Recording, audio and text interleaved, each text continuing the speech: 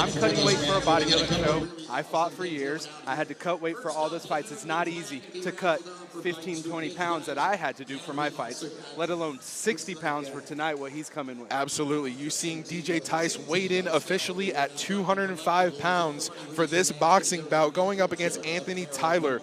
But I want to talk a little bit about DJ Tice. We haven't seen him in a little bit. He's previously undefeated. Currently undefeated in boxing. He has an 8-fight record in MMA. He's a previous heavyweight champion, previous super heavyweight champion. I mean, just a force to be reckoned with in the cage. Listen, what I'm concerned with him tonight is whether or not he's going to lose any of that power that he brought back when he was that big, beefy, meaty man. Absolutely. We're going to see if that's affecting his striking, because that's what he looked to use back then. And I'm sure he's going to be a lot better endurance, Absolutely. a lot better composed, Absolutely. but we're going to see if he's going to still have that power. Absolutely. I'm looking forward to seeing what kind of changes DJ Tice has brought to the table. He's always been such a versatile, powerful fighter, but he's going up against somebody who's pretty experienced in the boxing game as well. He's had 3 fights so far in Anthony Tyler, but that's going to yet to be seen later on tonight, ladies and gentlemen. We have another title that is up for grabs tonight in the youth Muay Thai kickboxing title. We have Adrien going up against Colin Walker. And these are 2 young fighters who are both very experienced so far. Adrien has already had 6 fights on his record in his young career. I believe both fighters are only 17 years old right now. Listen, they're kids by age alone. These guys are coming in, and they've proven that they're men in this ring. Absolutely. They've proven that they're going to come in, bang, hang with each other, and go to work. Absolutely. And I mean, Elarega, like I said, 4-2 so far. He knows how to win. He knows how to take a loss and come back. He's representing Payak Muay Thai, and he's got Second Chance Trevor Thomas as one of his coaches and in his corner. Second Chance Trevor Thomas back there, an experienced Muay Thai kickboxer who's helping pass down that experience to the young Elarega as he walks into this championship bout today.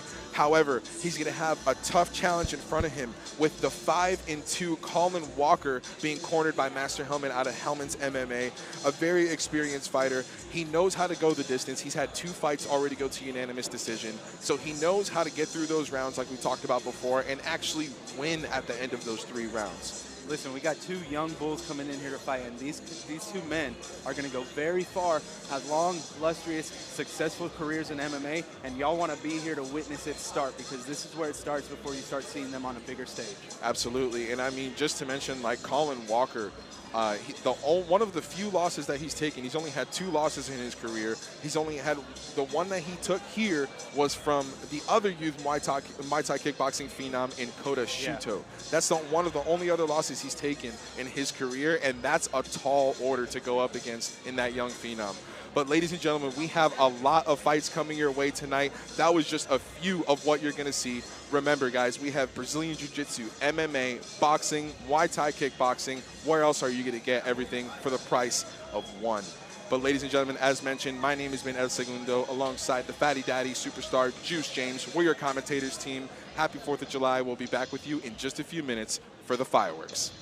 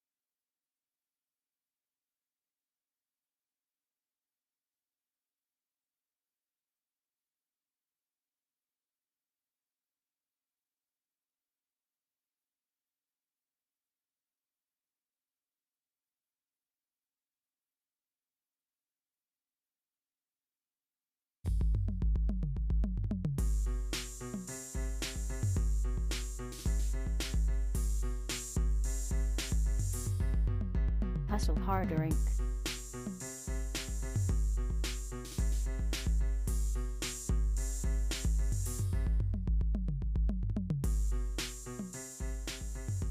Hustle Harder Inc.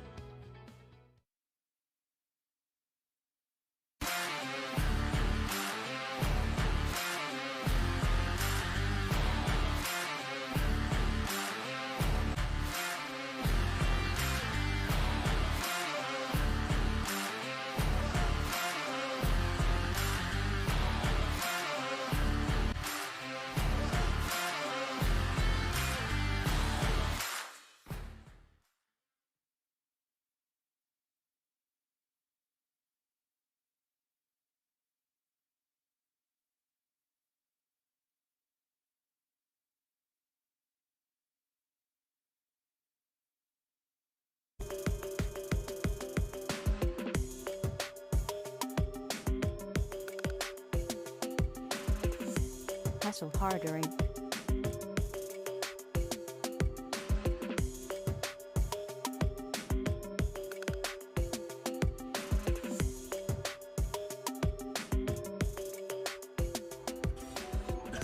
Hustle Harder Inc.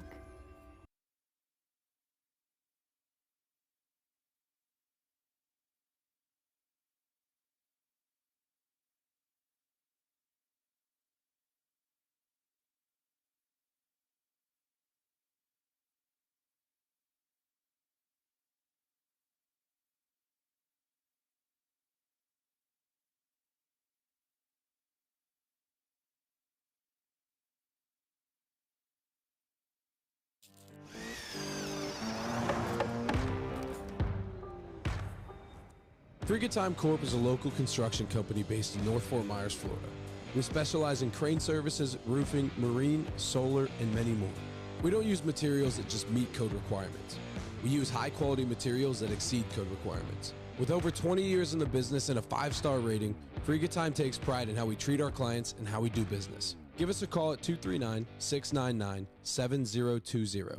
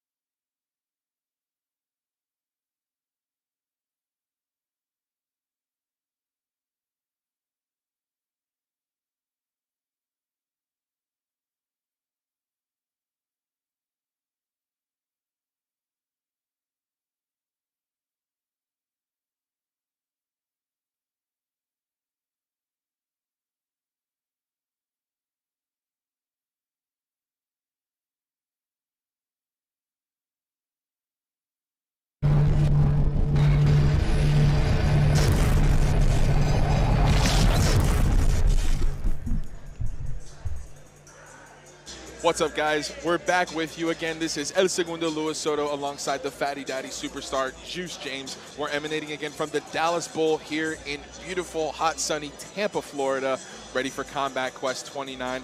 We're going to be ready to gear up and present the national anthem in just a few minutes. We'll present our flag and colors in honor of 4th of July to commemorate the holiday and those fallen.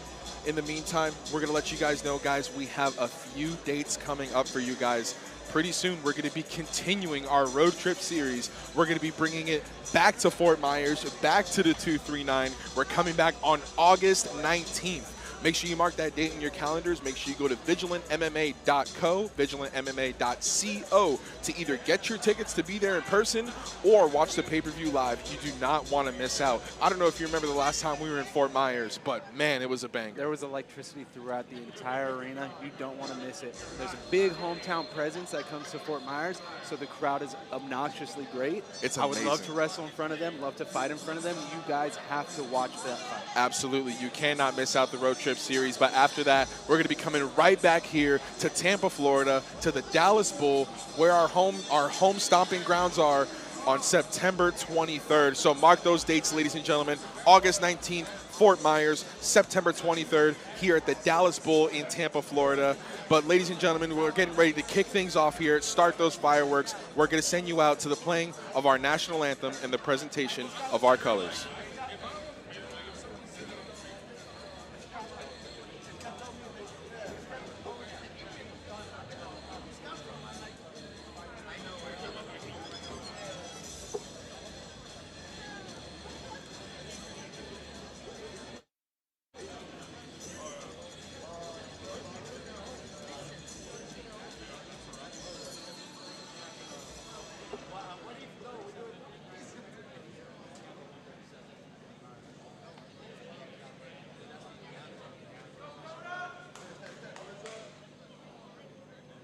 We're the first fight. No, I'm just kidding.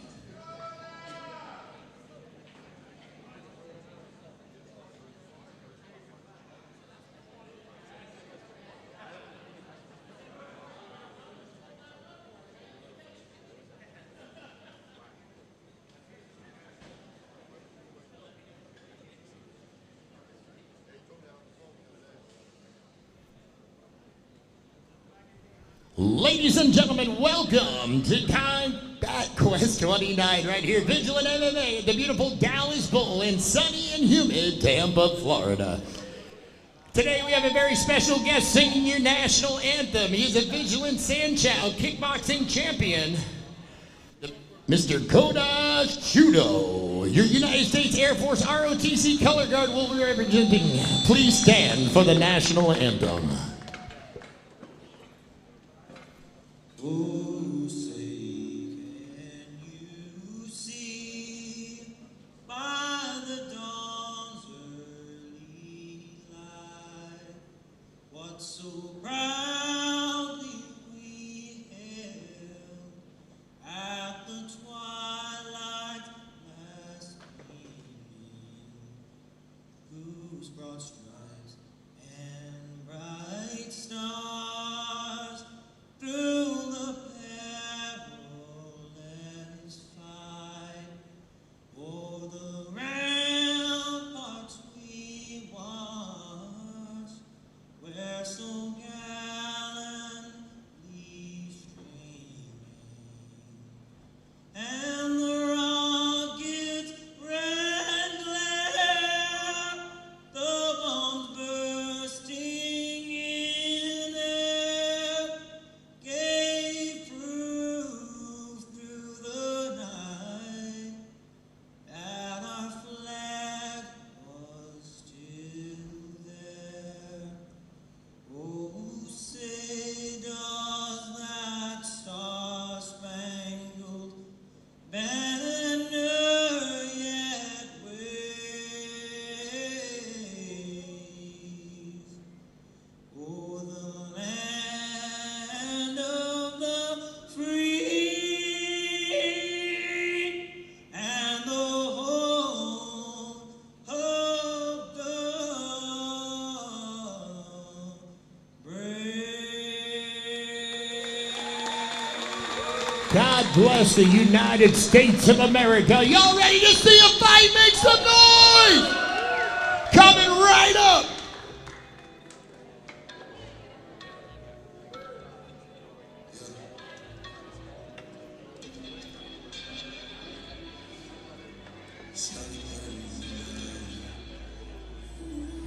All right, ladies and gentlemen, it's time for our first match of the night. Introducing the first fighter to the cage, Gino Cebrius.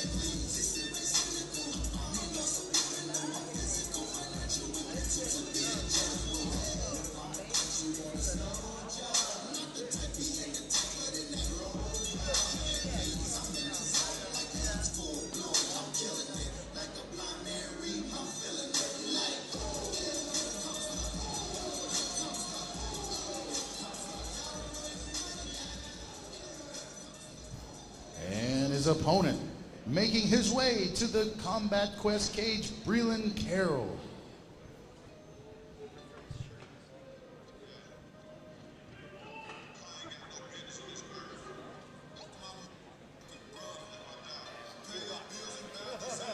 All right, ladies and gentlemen, we are bringing the first bout of the evening out to you guys. Already in the cage, made his entrance, Gino Cebrius. Right now making his entrance, his opponent, Breeland Carroll. He was one of the most dominant, most frequently competing, and highly skilled jiu-jitsu grapplers we have seen in Vigilant MMA. He was a champion, and then he became a champ. A very, very talented, high-level grappler, a purple belt now in Breeland Carroll. It looks like he's going up against one of his most fierce opponents right now. Absolutely. He's got a black belt in the ring. And the difference between these degrees of belts is All astronomical. right, ladies and gentlemen, it's time for our first bout of the It's actually evening. a mistype. Introducing, Cebrius is a purple he is belt. a three-stripe purple belt out of black tie Brazilian Jiu-Jitsu, Gino Cebrius. And his opponent, a man who needs no introduction, the former 7-time blue belt Vigilant MMA no-gi BJJ champ and a purple belt out of Checkmate Olympus BJJ, Breeland Carroll. Ladies and gentlemen, this is a 160 to 65 pound no-gi BJJ match, $200, winner takes all. Referee in charge, Pedrino. So both fighters are going to receive their instructions here. It's going to be 1 8-minute round. Just to give you guys a little bit of a background on Gino Cebrius, he was actually one of the first fighters that I got to report on here at Vigilant MMA. I believe it was back at Combat Quest 8 or 9 when I got introduced to Gino. He's a very, very talented young fighter. When I originally met him, he was a blue belt, now a 3rd degree purple belt, and pulling guard immediately here to open up this chess match that we're about to see here. They're a really different 160, 165 pound frame. Absolutely. Gino's a lot longer, a lot lankier, and that might come to his advantage. But as we've seen with Breeland, he's flexible. He's got that limberness in his limbs that he's able to get into those awkward positions and be able to work from. No, absolutely. I mean, the long limbs can be both a gift and a curse, especially when you have an opponent as skilled as Breeland. Because those long legs and those long arms could help you get into those positions, but if somebody's so knowledgeable and skilled like Breeland, I mean, it's hard either way. Y'all know how much I enjoy just pure, clean jiu-jitsu, so I'm excited that this is starting our event today. Gino trying to go for the leg here. Carroll not allowing it, but keeping control of the wrist, locks in the neck.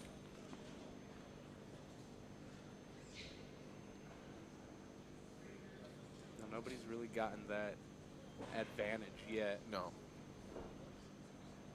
And neither one seemed to be showing too much urgency right now either. Like I said, this is a chess match. Absolutely. Pure Jits is just a chess match. It's jazz. It's smooth. It moves, and you gotta flow with it. Absolutely. And for those unfamiliar with jiu-jitsu, it's strictly grappling. Only way to win is by submitting your opponent. And if for some reason there is no submission by the time runs out, we will have overtime. And if we need it, I will explain the rules at that time. So we've seen in the past that Breeland likes to pull guard right away. Right.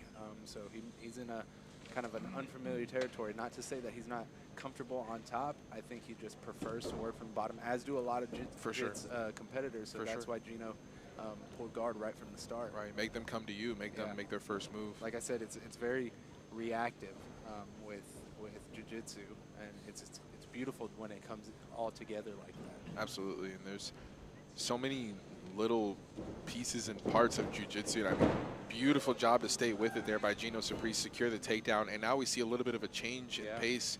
We see Carroll back to where he's in his comfort zone here on bottom. And let's see if Surprise works on top here.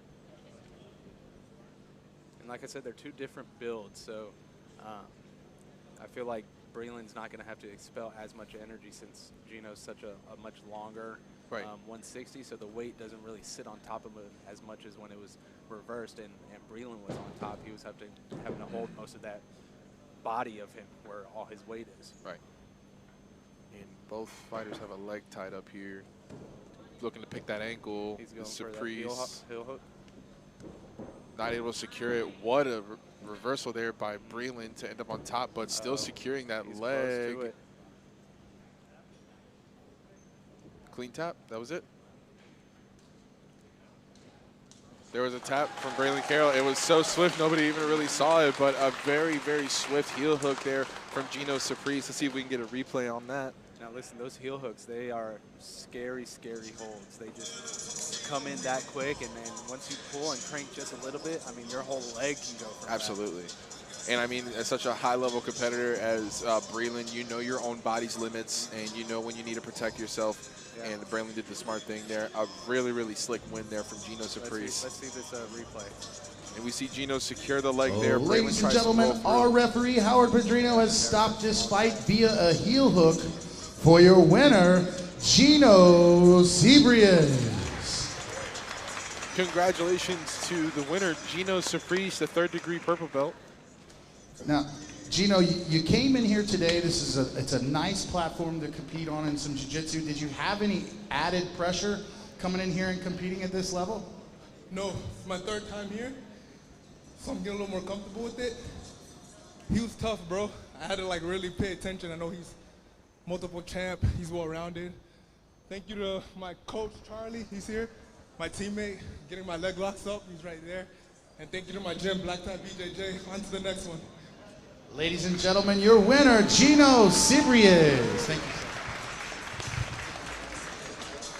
Big congrats again to Gino Surprise. This is the third time he's been at Vigilant MMA, and this is the third time he's walked away victorious. I mean, a very, very skilled young jiu-jitsuist, just showing us what good, clean jiu-jitsu looks like.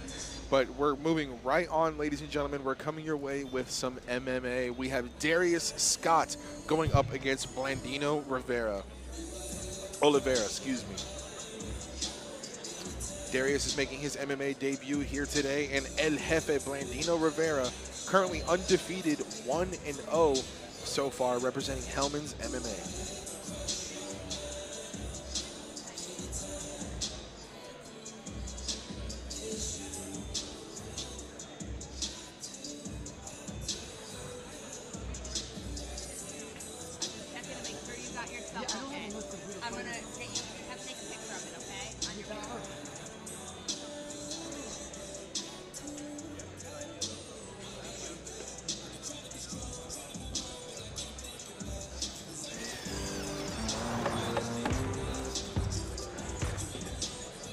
Time Corp is a local construction company based in North Fort Myers, Florida.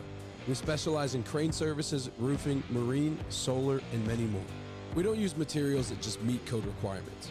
We use high-quality materials that exceed code requirements. With over 20 years in the business and a 5-star rating, Friga Time takes pride in how we treat our clients and how we do business. Give us a call at 239-699-7020.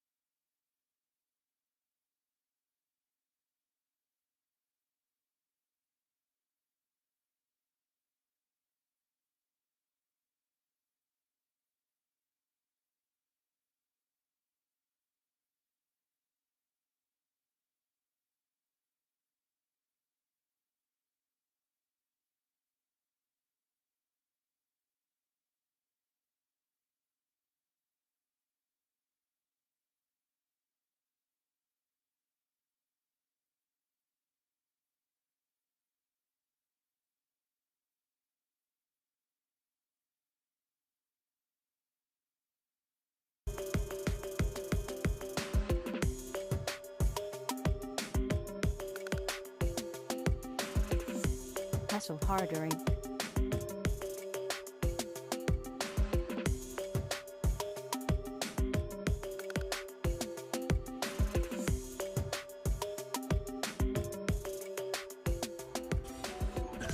Hustle Harder Inc.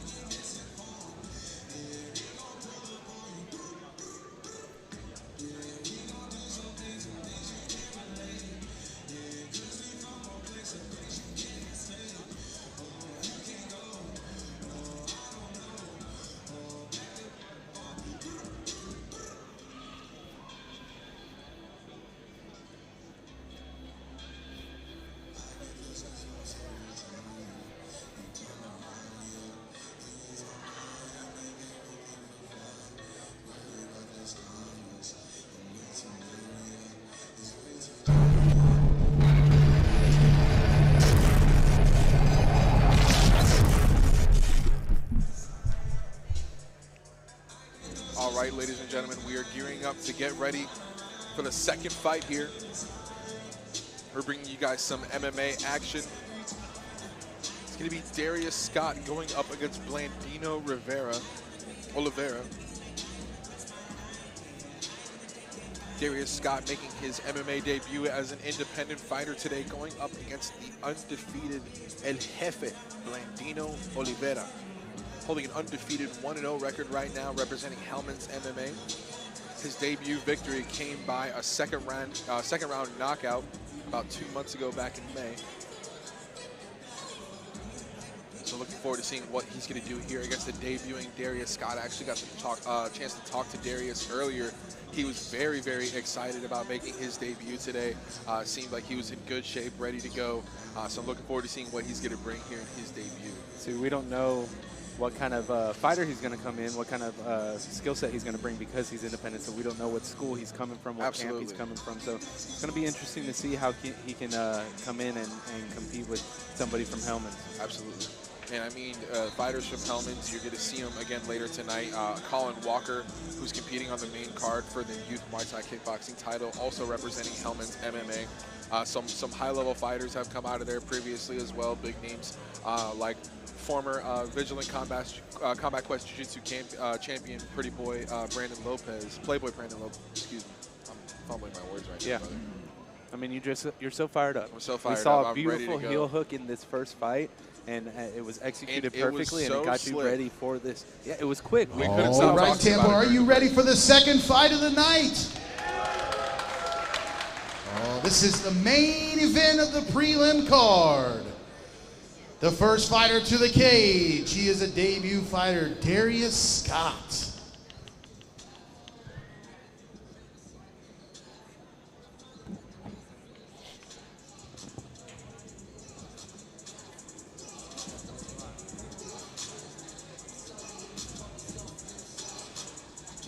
Now I'm really excited to see, what kind of fighter he is. There's some mystery. There's some,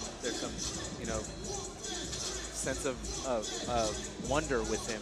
Absolutely, we don't know what team he comes from, what he fights like. So this is going to be exciting to see. Absolutely. I mean, we've come to get familiar with certain gyms. Certain gyms such as Futures MMA, who have produced really, really great Muay Thai kickboxers. We've been familiar with Death War, who have produced really, really great boxers and MMA fighters. And we have some of the places like Gracie, Tampa South, that are producing really great jiu-jitsu grapplers. So you come to expect a certain thing when you hear a certain coach or a certain gym title. So just as you're saying, there's a little bit of mystery behind this fighter, which really kind of gives him somewhat of an advantage when it comes into somebody who's already had a fight before in Blandino Oliveira, because it doesn't give him something to look back on, something to try to study. All right, ladies and gentlemen, and his opponent, making his way to the cage, Blandino Oliveira. They call him El Jefe, the boss. Thank you for telling me what that meant, because I was lost for a second.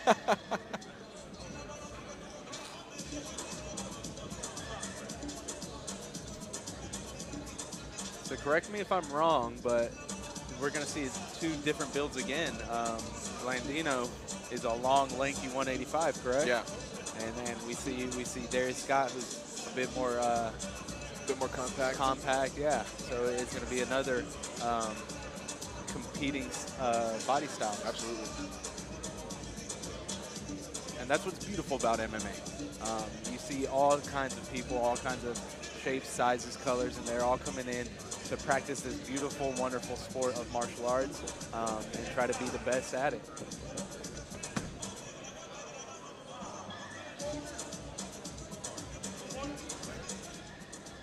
And here he is, El Jefe Blandino Oliveira of Hellman's MMA. Bit of a crowd favorite.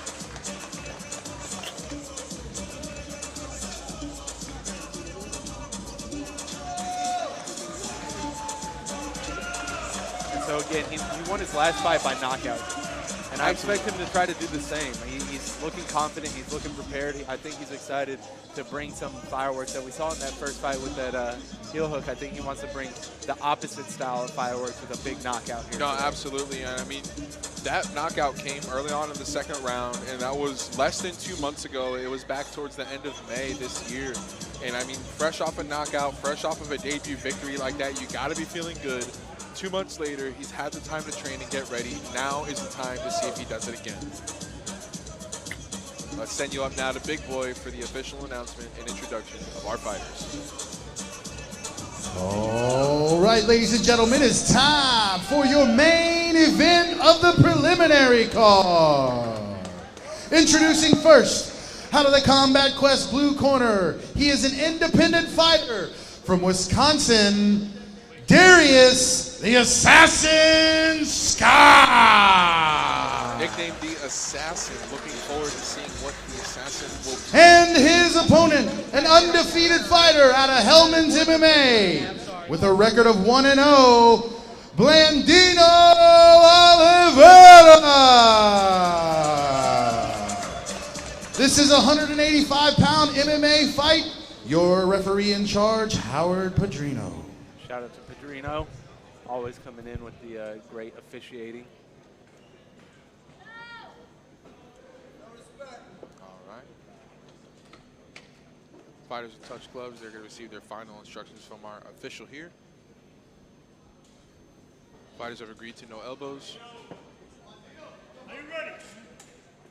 And here we go. We are underway with round one of your main event of the undercard. We have Oliveira going up against Darius Scott here, and Oliveira going for the takedown, but Scott trying to defend. Scott trying to go for the standing switch, blocked.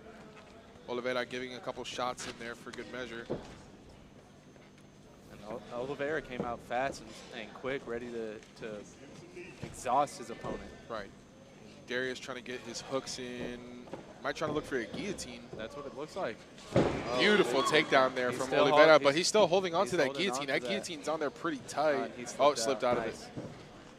Scott doing his best to fight back off the cage, but Oliveira giving him a little shot there. Trying to keep the pressure on. See if he can hook that leg, but not sure if he's going to secure that. And again, not only do these fighters not know much about each other, but they're also trying to feel each other out. Great knees in the clinch there from Scott. But yeah, you're right. Just like you said, trying to figure each other out is always the first minute of a fight, really in any given combat discipline. Huge takedown again from Oliveira. But Scott's not letting go. Nice. He He's like an anaconda the way he's Scott has down. that cinched in there. He could finish that if he sits into it, but Oliveira pops the head out. A nice right hand, 2 big right hands right out of the clinch. Scott might have him hurt here. He lands 3, 4 big right hands in a row. He's got to keep firing off if he wants a chance here because he had Oliveira rocked. Oliveira's going in for that clinch. He's going to win that every time, trying to shoot for those takedowns. He's already had 2 of them, but Scott had him on his back foot with those right hands. I don't know why he wants to get that guillotine. It looks like he's really going for it. I think that guillotine did a little bit of work already, and that's why Scott was able to land those shots. And Oliveira with another takedown. And you're right, and that might have been the opening he needed, but Oliveira trying to get an opening of his own here, trying to take the back of Scott. Scott doing a good job controlling the wrist on the right side, controlling the wrist on the left, making sure he can't take too many shots. Good head positioning. Scott's doing a really great job for a debuting independent fighter right now. The thing is, though, with Oliveira pushing that weight and really leaning into him, you can already see it's affecting his cardio, his endurance, and so I think that's part of the reason why he wasn't able to push with those punches. Right. Scott doing his best trying to weigh down on that neck. And not only that, when you pull that guillotine, you're really cranking on it. Right. You're really trying to put them out. And so Ooh, that right hand narrowly misses out of the clinch there. And you can see there, Scott is tired. Oh, big hand lefts there from Oliveira. Scott not able to keep his hands up. Scott's tired. 10 seconds here in the first round. To the next round. Knee narrowly misses there from the clinch. Uppercut catches Scott, and he's running away, but might be saved by the bell here. It's just a little bit too late.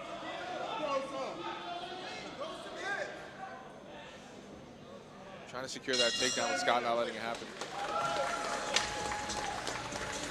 And so that's one of the things about being an independent fighter. You don't have a big team of guys to go against to really wear you out and build that endurance. Here's through the replays. There was some awesome knees here in the clinch from Scott. We saw him try to secure that guillotine, and we thought it was in there.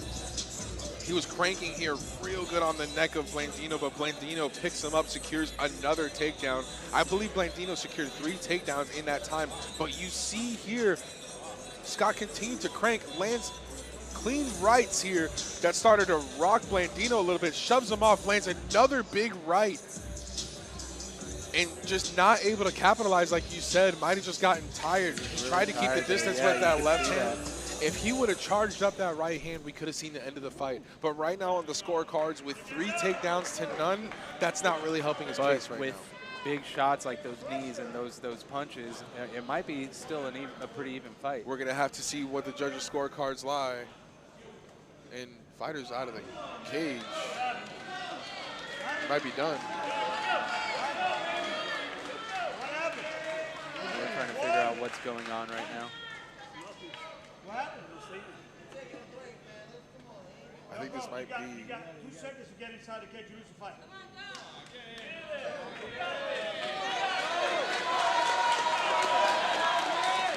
The crowd wants to see this action continue.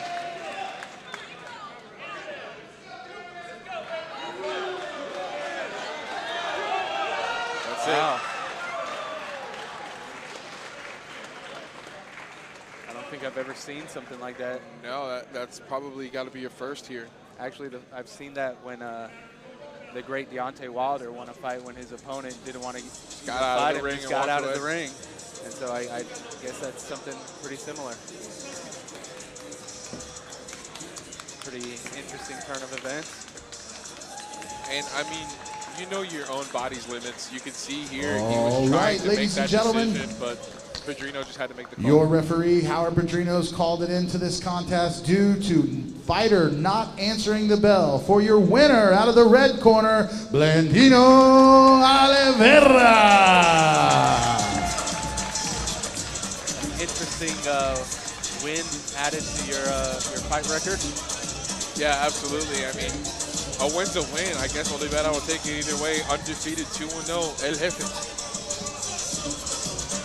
Get a word from All right, folks, I'm standing here with your winner, Blandino.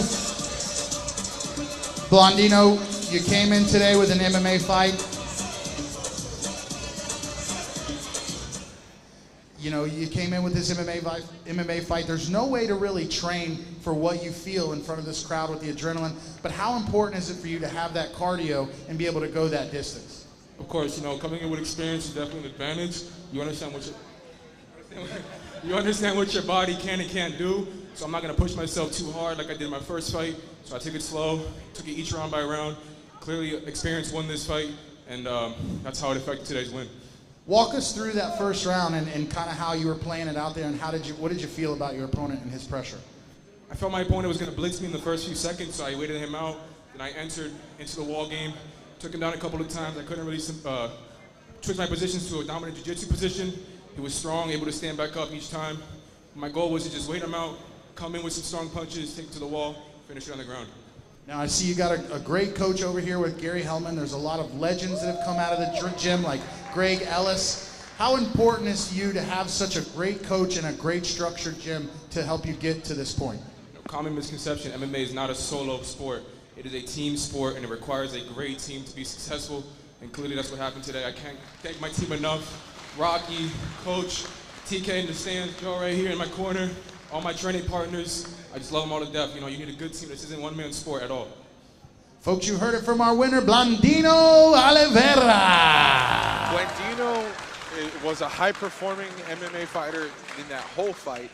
We heard before that he won. Speaking of team sports, let's give it up for my teammate right here, Big Boy. Hell of a job, my man. All right, listen up, folks. You might have heard that there was a preliminary main event supposed to happen here today, and, well, it didn't. It was our very first ever social media influencer / fighter fight, and unfortunately, it's not going to happen today. However, Augustin CL is here today, and he's going to come on up here and discuss with you exactly what happened and why the fight did not go down. Give it up for Augustin. What's up, everybody? So my opponent, ex-opponent, is now in Russia. He's gone into witness protection program. So he's gone, but yeah, he's a chicken. This man would have got roasted in this ring. If he had showed up today, I'd be whooping his ass right now. So it's fortunate for him he did not show up. And if anybody wants it, I just showed everybody that I can show up from the West Coast, make weight, and I can be here. So anybody who wants it can get it. Now who's ready for this main card, yeah? I said who's ready for this main card, huh?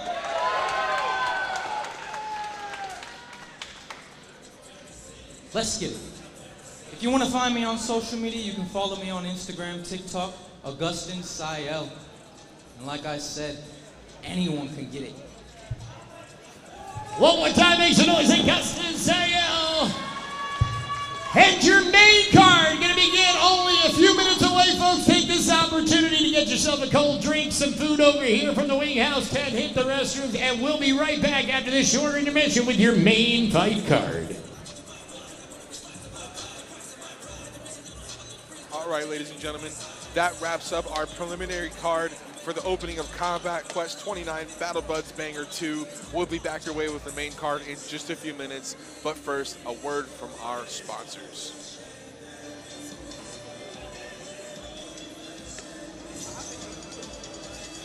Once again, folks, friendly reminder, we do have a raffle going on back here, and I'll tell you what, it's for a very...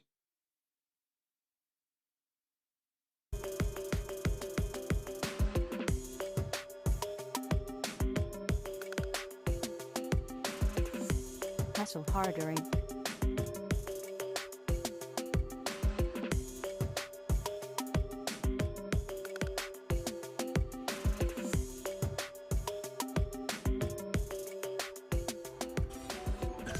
Hustle harder Inc.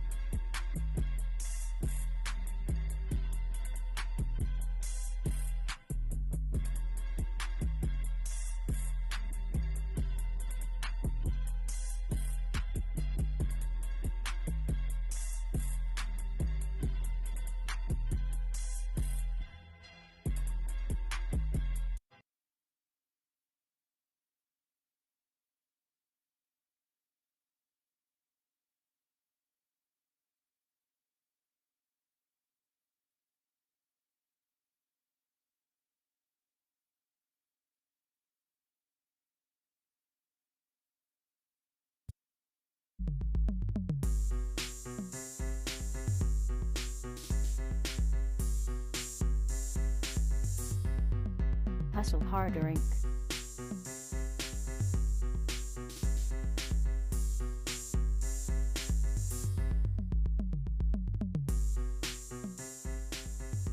Hustle Harder Inc.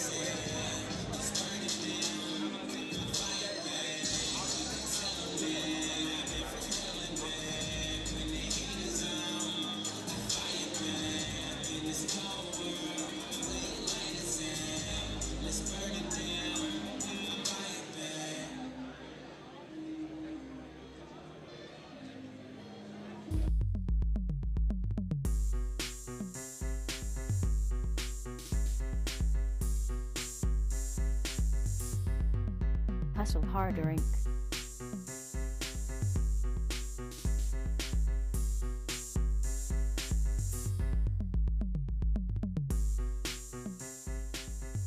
Hustle Harder Inc.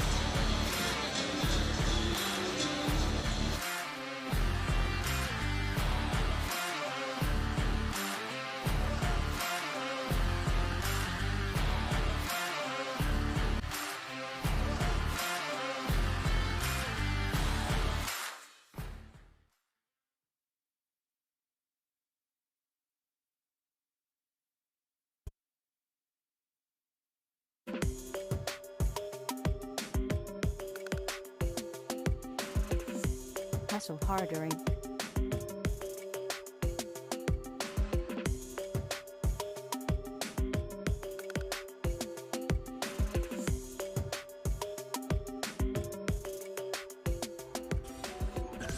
Hustle Harder Inc.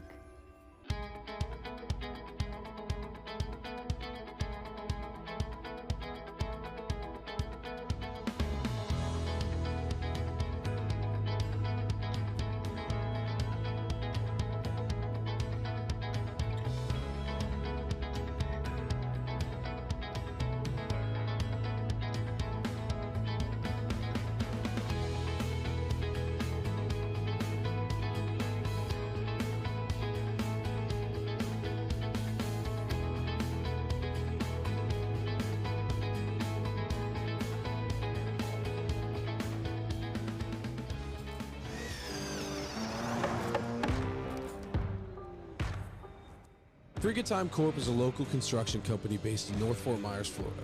We specialize in crane services, roofing, marine, solar, and many more. We don't use materials that just meet code requirements. We use high-quality materials that exceed code requirements. With over 20 years in the business and a 5-star rating, Frigga Time takes pride in how we treat our clients and how we do business. Give us a call at 239-699-7020.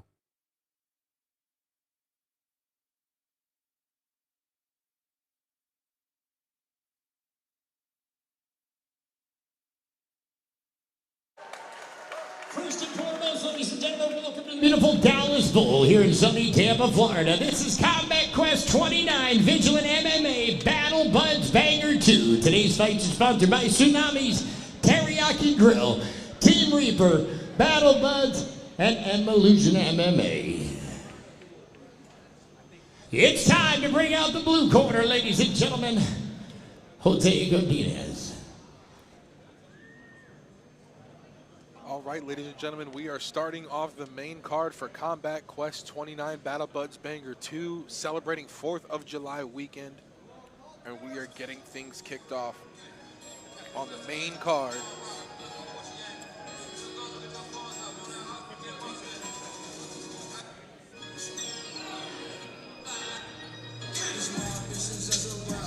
We have Jose Daniel Godinez. Jose Godinez making his debut here today, representing Inferno MMA. 21-year-old, cornered by Coach Blaze, Coach Crafton Wallace himself. I gave Coach Blaze a fist bump earlier, and he almost broke my hand. Listen, I feel like his power is transferred into my hand. Those guys out of Inferno, like, absolute I mean, they're monsters. that's what they're known for, is fighting. Absolutely. From day one. And I mean, just to name a couple of Inferno members who are successful fighters now. Marcellus Wallace, Malcolm Wallace, both the sons of the great Crafton Wallace. You've got names like Janelle Cherry. You've got Sam the Saiyan. You've got other fighters like Noah Lopez. And I mean, just so many great names who have come here in kickboxing, in boxing, in MMA, and have absolutely dominated. And the thing is, when you have a team with nothing but absolute warriors like that, it's only going to build you even better. And the better one guy gets, then the better his sparring partners and training partners get. And it's just a trickling effect of everybody just being absolute phenoms from that school. Absolutely. And I mean, if there's one thing we know, Coach Blake doesn't send someone out until they're ready. Looking forward to seeing what we're going to see here tonight, opening our main card. And the red corner, Daniel Ariza. I'm digging Jose's fight shorts too. Yeah, absolutely. Got some tiger stripe action going on. And here we have Daniel Ariza, his opponent, also making his debut here today from Valhalla MMA in Port Charlotte, Florida. This is going to be his debut as an adult boxer. He just turned 18 years old exactly 1 month ago on June 1st. So happy belated birthday to Daniel Ariza here. Now listen, just like we said with the in the pre-show with some of these younger guys, they're going to have long careers. I mean, they're starting it off right, and this is just the start. All the fans are going to be seeing these guys at the next level very shortly. Absolutely. And this is exciting to see him make his adult fight debut. Absolutely. And boxing, I just love boxing. I get so fired up for boxing. It's just something so regal and pure about just standing in there and punching. Ladies and gentlemen, today's fights are sanctioned by Sparta Promotions. Your in-ring official will be El Padrino. Fighting out of the blue corner, this fighter is a debut fighter from Inferno MMA. Make some noise for Jose Daniel Young Tiger Godinez. They call him the Young Tiger. Jose And Daniel his opponent, also making his debut out of Valhalla MMA, Daniel Ariza. This fight will be boxing in the 135-pound weight class. All right, ladies and gentlemen, we are getting ready to go underway here with the boxing bout. Opening up our main card here for Combat Quest 29 on 4th of July weekend. Are you ready? Are you ready? Godinez. I was going to say we got 2 young lions in there, but it turns out Jose Godinez is the young lion. He's a young tiger, young apparently. tiger. So we're going to see who the king of the jungle is with these 2 young stallions. Absolutely. Godinez in the tiger orange shorts. Ariza in the black. We got some action right off the start. No, absolutely. Both guys not afraid to trade blows here. Nice level change, hits to the body, but Ariza backs him up for good measure. Oh, big double Great counter combo. punches from both fighters actually there. And the way this is looking, I don't know how long this fight will last. No, I know. I mean, we've had a lot of action right out the gate.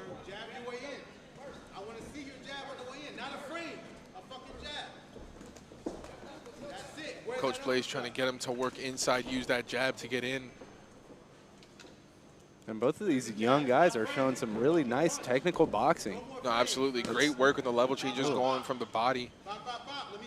This is really inspiring to see these young guys work like this. 100%. And just to think, these are 2 debuting boxers, guys. I mean, 18 and 21 years old. These guys have their whole lives ahead of them. 100%. And they're just coming in. Nice shot there. Godinez. Right now, break his rhythm. Break his rhythm.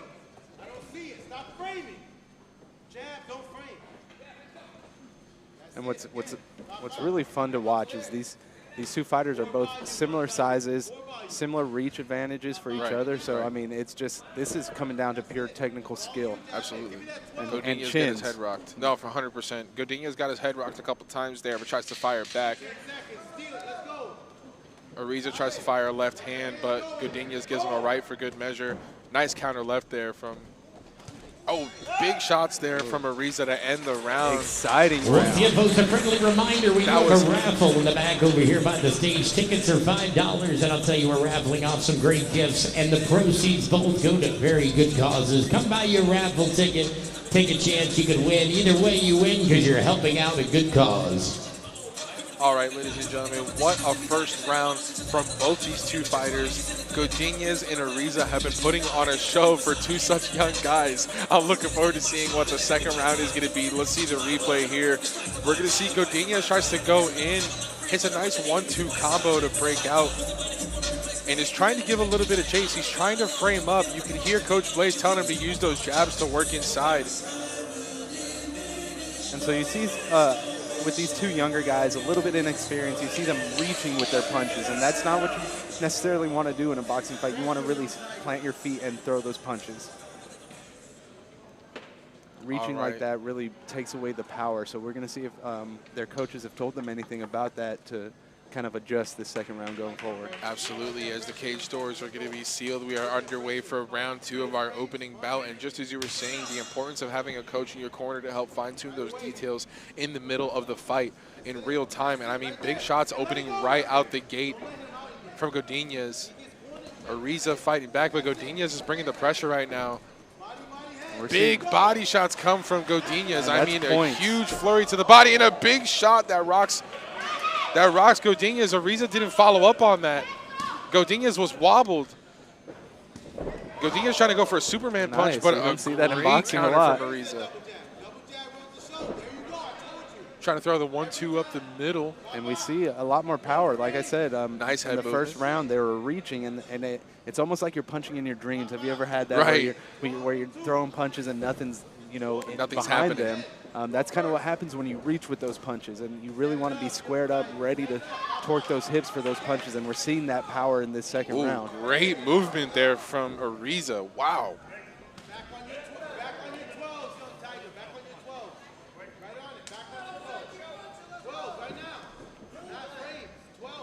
Got a little caught up here. Beautiful head movement there. Way to duck from that left hook. Slips under that one as well, but catches a right. Slips there. I mean, Godinez is having some good head movement here, but head movement isn't going to win him this whole thing. He's going to have to start firing back. I mean, head movement is the only way not to get knocked out, though. Oh, and just like that, down to a knee. He's going to get a standing 8 count.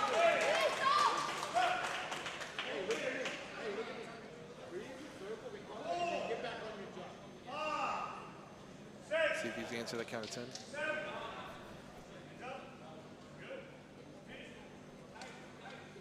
Back in.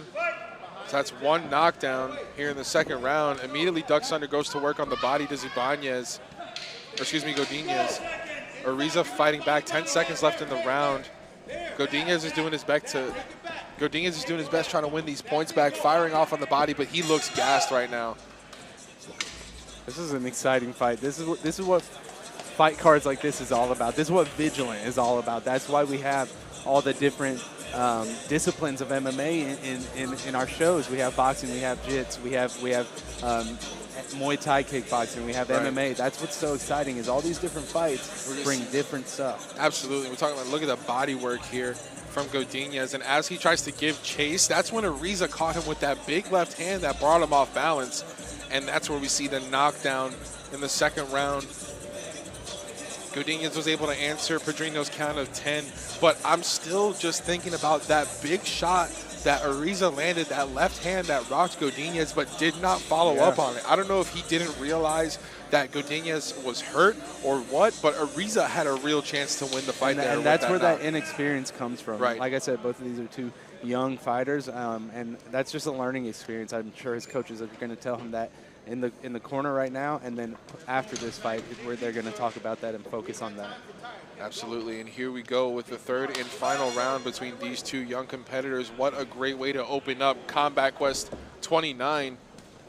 Big respect from both of them, which is exciting. Big body shot pops there from Ariza, excuse me. Godinez going to work here, shoving him off, putting in some work up against the cage. Ariza's trying to fight back, lands a nice left hook there, going in for the clinch. Godinez tries to work in with that jab. Ariza almost catches him with that uppercut. Nice left there landed. Some 1-2s coming from Godinez landing, but Ariza's going to give him a left hook for his troubles. Beautiful head movement, catches him in the body. And you can tell Nice that's uppercut. something that Inferno really focuses on, is that avoidance. Absolutely, and ooh, nice counter right there from Godinez. Backs Ariza up from applying the pressure. Nice head movement, ducks under the counter left. Good punches landing there from Godinez. A huge one from Ariza, but Godinez fighting back, and Ariza catches him again. Godinez could be in trouble with fighting back here. Lands a clean left hand. Ariza's landing a nice right hand. Godinez is looking a little bit tired. If Ariza can land a clean punch here, it might be the end of the fight. But Godinez fighting back. Right 30 seconds left. And Godinez trying to get nice left hand lands there from Godinez. Godinez is. It's a beautiful fight. This is beautiful boxing from both competitors. Nice left hand lands there from Godinez. 10 seconds left in this round. Both fighters are going to give it everything they have in these couple seconds here. Big body shot lands there from Ariza. He stepped back and loaded that one up. What an end to the bout. That was a great fight Wow. by both guys. A great ovation from our crowd. Our crowd's recognizing a really great fight here. What a way to open up on Combat Quest 29. Let's see what the judges are going to have to say to score this fight. They really gave them something to think about here. You're going to see here both fighters exchanging punches. Godinez doing everything he could, and Ariza loading up and firing off that big body shot that landed. You're going to see the big left hook landed to the head as well.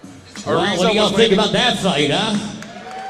Now, that was a good fight. These guys both killed it. No matter what, win, lose, or draw, you guys are both warriors.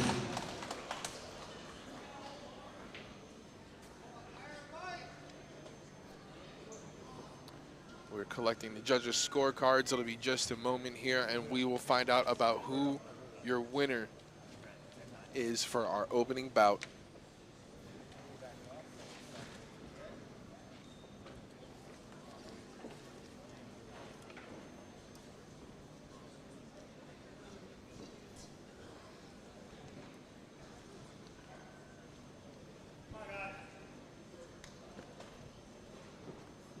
Ladies and gentlemen, your winner by unanimous decision, out of the red corner,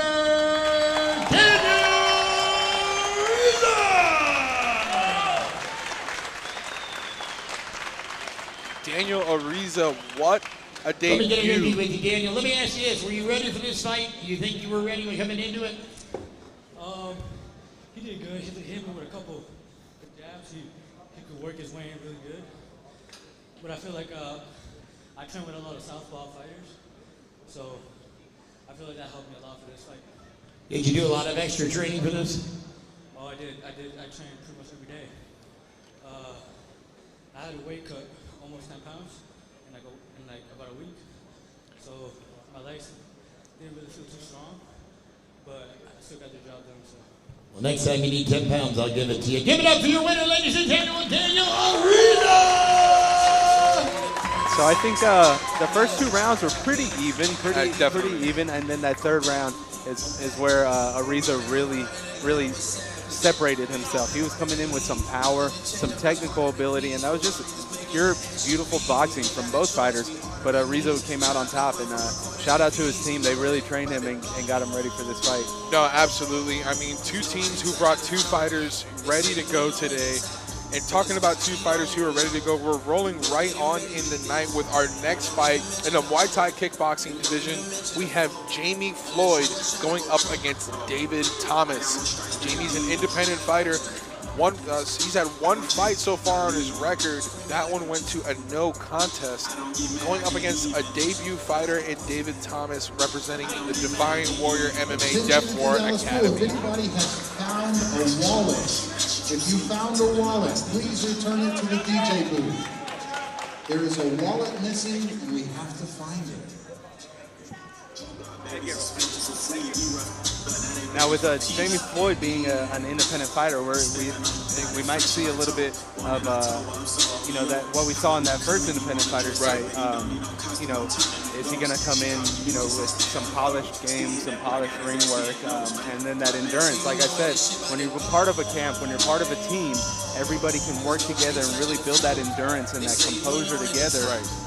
But if you don't have a lot of people to work against, then I mean, as tired as your opponent gets, that's as far as you can go. Absolutely. And I mean, talking about like the difference between having a team or not, Def War MMA is one of the most solid, well-rounded teams in the Tampa area, in Florida, really. One of the best gyms to have behind your back in Def War Academy. Going up against somebody who doesn't have a gym behind them, I mean, it's going to be a completely different story. What we've seen before, the stories kind of continue so far tonight. All the independent fighters, there's just something that's missing, and it's that team. It's that team, and take it from me personally, from experience, having a good team behind you is important. It separates you. It gets you ready for seeing different things because fighters fight different ways. And when you have a big group of fighters in your team, you can train against all kinds of different things. And it prepares you for anything. Yeah, absolutely. And that's so important with a huge sport like MMA and then Muay Thai kickboxing. You can see in kickboxing, some people like to stand up and bang with their hands more. Some people like to bang with their legs more. And so having different people to train against is so important. Absolutely. I mean, looking forward to seeing what is going to happen later on tonight. And I mean, Def War Academy has more people that are coming through tonight. We can't forget that they are also representing Devin Flores in our co-main event for the evening. Our champion comes out of Def War Academy, so to have him on the same team has got to be a good feeling going into the fight for David Thomas. And we'll be bringing that fight to your way in just a few minutes, ladies and gentlemen. In the meantime, don't go anywhere. Make sure you go to vigilantmma.co, vigilantmma.co. That way you can find out about our future events coming up. Again, do not forget, August 19th, we are bringing the Road Trip Series back to 239 in Fort Myers. We're bringing you Combat Quest 30 and Combat Quest Boxing 3 that day. Later on in September, we have Combat Quest 31 right here at the Dallas Bull in Tampa, Florida, September 23rd. Then Vigilant MMA is going to be celebrating its big birthday bash 2 in Fort Myers in the 239. We're bringing the Road Trip Series back again in October.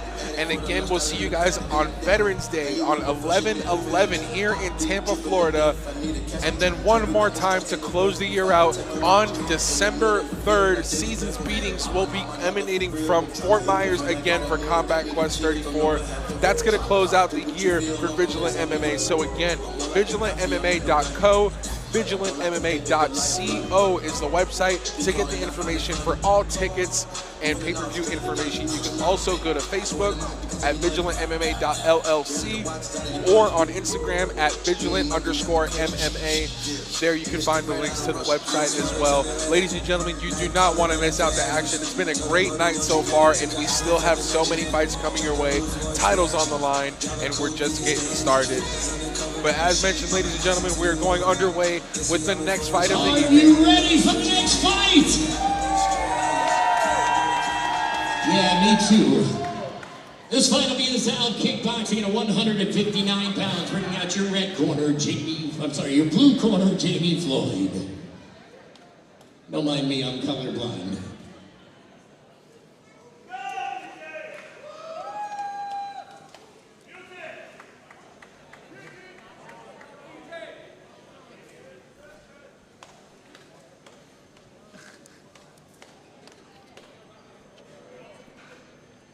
The DJ must have taken a bathroom break.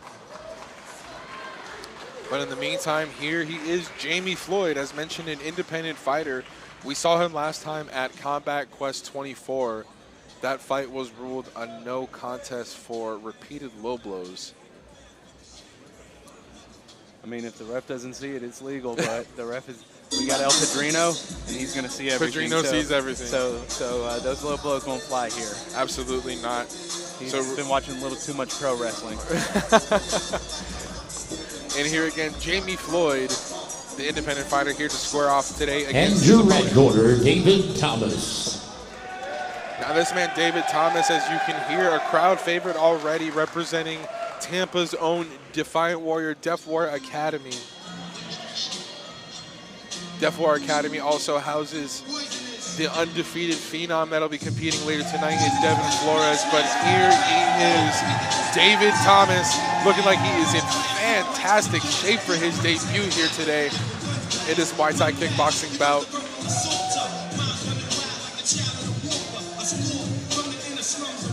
Both of these fighters, if you see their faces, they don't look like they're fixing to fight anybody. They just look cool, calm, and collected, not worried about anything. Absolutely.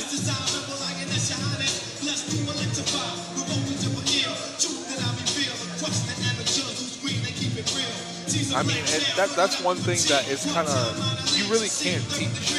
It's the poise and calmness that comes before a fight. Because if anybody that's ever had to perform anything in front of a crowd in their lives knows that gut-sinking feeling right before you're about to step out in front of a crowd of over 100 people.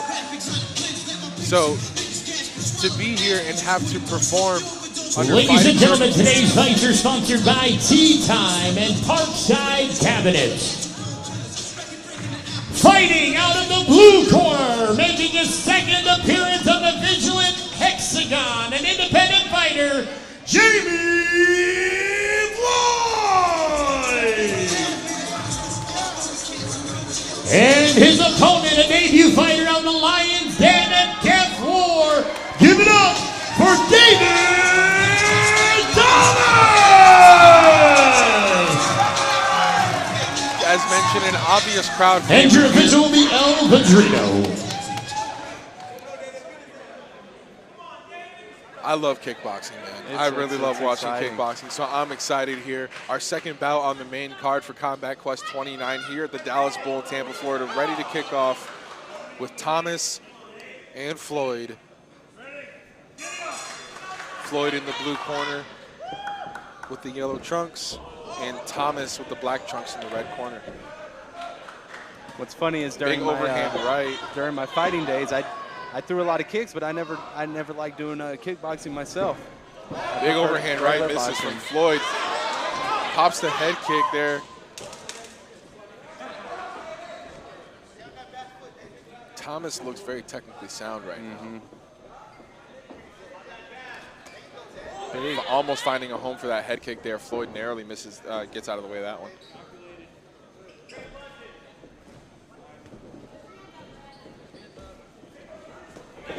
God. Thomas is moving around like a boxer right now, a true boxer. Those big leg kicks hurt. Floyd trying to fight back with a lot of wild overhand rights. And Floyd definitely seems to be pressing the pace. And I think David Thomas. Great pressure there from Thomas.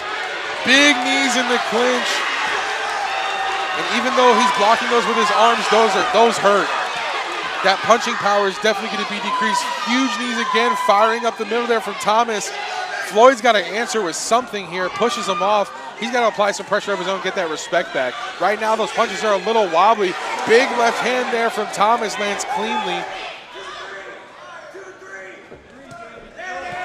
And two very different body types again for the 159 weight class. We're talking about height difference. Height advantage for Floyd, but big leg kick. He's got that strong leg kick, but we're seeing some really great boxing from Thomas. Thomas has got to start checking that leg kick. Once you lose one of your legs, you lose the power in all of your punches, all of your strikes. But the fundamental boxing, though, from Thomas is impeccable. I mean, the head movement, the forward pressure, the movement in between, his choice of shots. I mean, the IQ in the boxing from David Thomas is unreal right now. He's doing everything he needs That's the difference between these two fighters. You got a very unorthodox fighter in Jamie Floyd, and a very clean, crisp style from David Thomas. But I mean, it's working for both of them. Both of them are landing huge shots. Both of them are using their respective styles to their strength, to their advantage. We see the replay where Thomas was firing off repeated huge knees in that clinch. Thomas landed that left hand. But then we're going to see Floyd comes back and lands a big leg kick that stumbles Thomas. Catches a right hand there for good measure with another one to follow and another big leg kick. And I mean, so we see the fundamental boxing from Thomas, but he really has to bring in the kickboxing factor. He has to start checking those kicks and firing some off his own. Because if he keeps getting hit with those big leg kicks, there goes the boxing fundamentals. And I can tell you right now, if he keeps getting hit with those big kicks, and right to open is one. That can tear your knee up. Another and one. You can be out for unchecked. a while. 3 unchecked.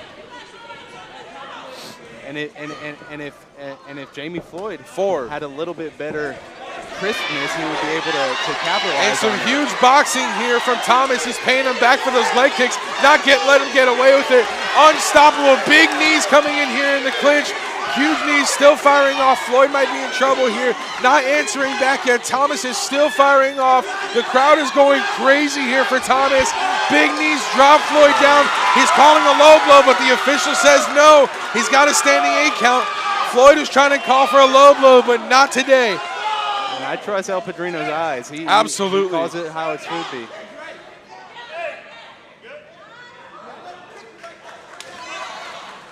Right from the start.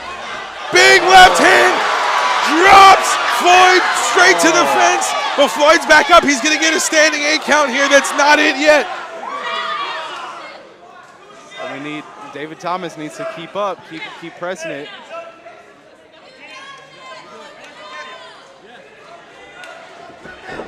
Oh.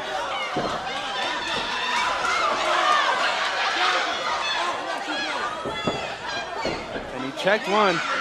David Thomas checked one of those kicks. Thomas catching him in the ribs. 2 body kicks, 3 body kicks. Floyd might be in trouble here. Thomas is starting to tee off and Floyd back down to a knee. He's getting his 8 count.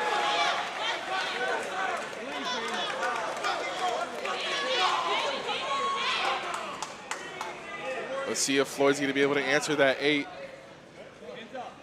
That's it. That's it. That's the end of the bout. What a win there for David Thomas. What a debut out of Def War Academy. This crowd is on their feet going crazy for the hometown kid. Awesome. What a bout.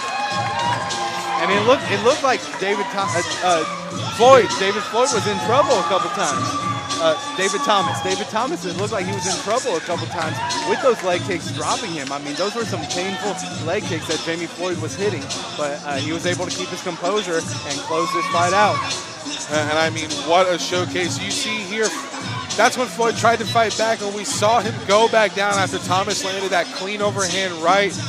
This is where we're going to see he tried to fight back. Ladies and gentlemen, your winner at 1 minute and 48 seconds into the second round by TKO, fighting out the Battle Buds red corner from the Lions Den of Def War, David Thomas!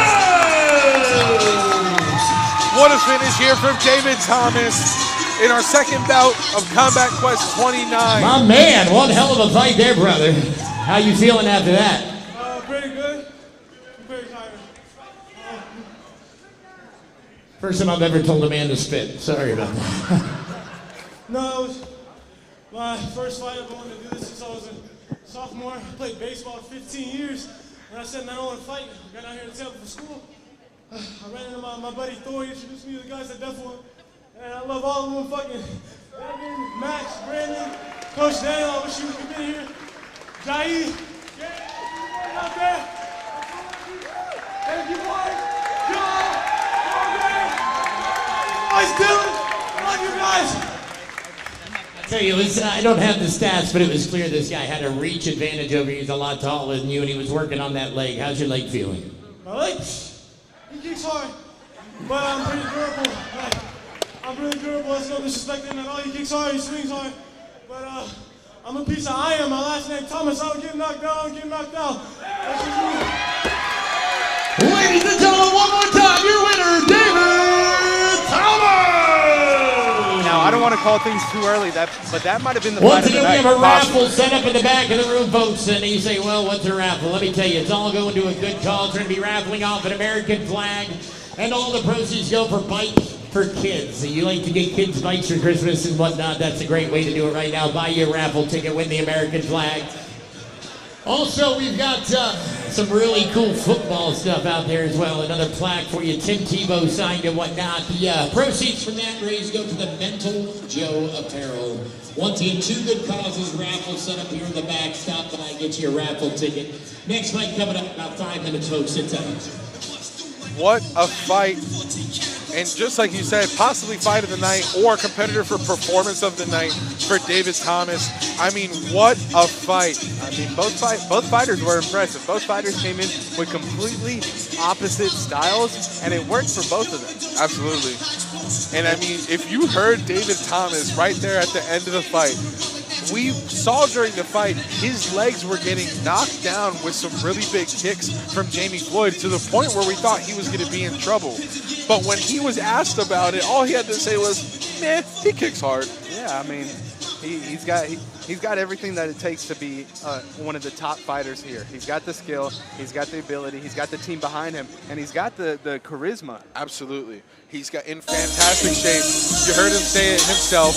He's made of iron, baby. His last name is Thomas. He don't get knocked down. He don't get knocked out. He don't lose. I'm very much looking forward to seeing David Thomas back in the Muay Thai kickboxing division.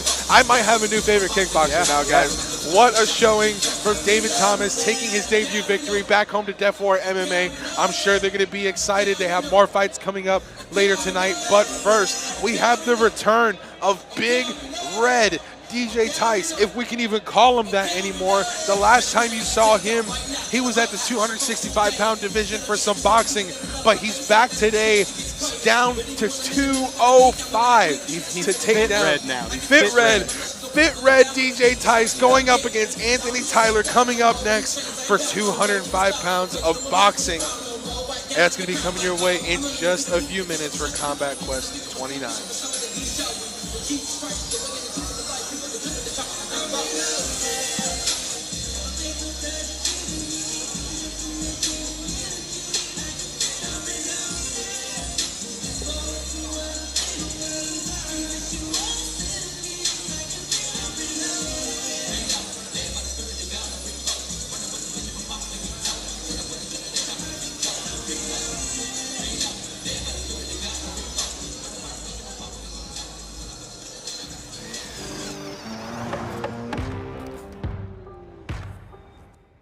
Time Corp is a local construction company based in North Fort Myers, Florida.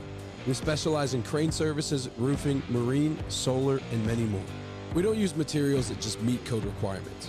We use high-quality materials that exceed code requirements. With over 20 years in the business and a 5-star rating, Time takes pride in how we treat our clients and how we do business. Give us a call at 239-699-7020.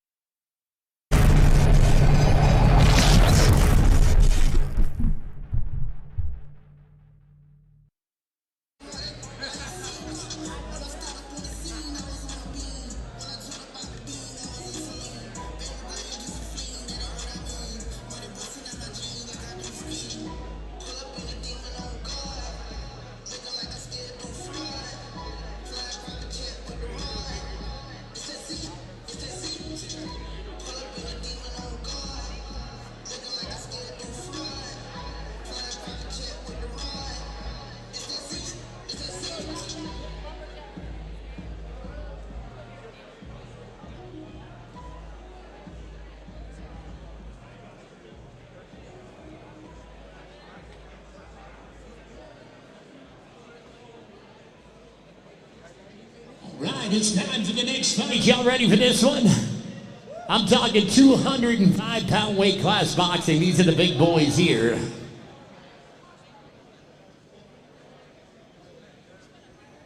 Right, let's bring out the fighters. Out of the Tsunami blue corner, Anthony Tyler.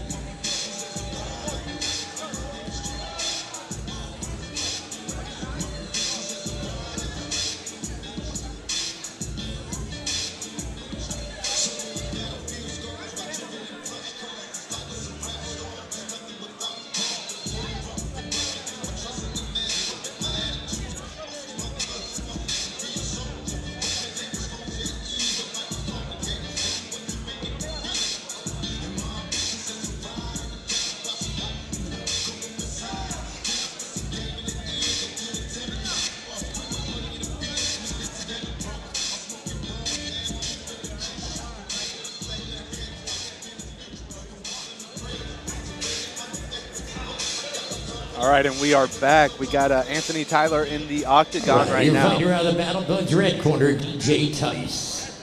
We got DJ Fit Red Tice coming in. And this is going to be a pure boxing bout, 205. Some big boys, some big hitters, and this is going to be an exciting one for us. My partner, El Segundo, has stepped away to do some El Segundo things, but he will be back shortly.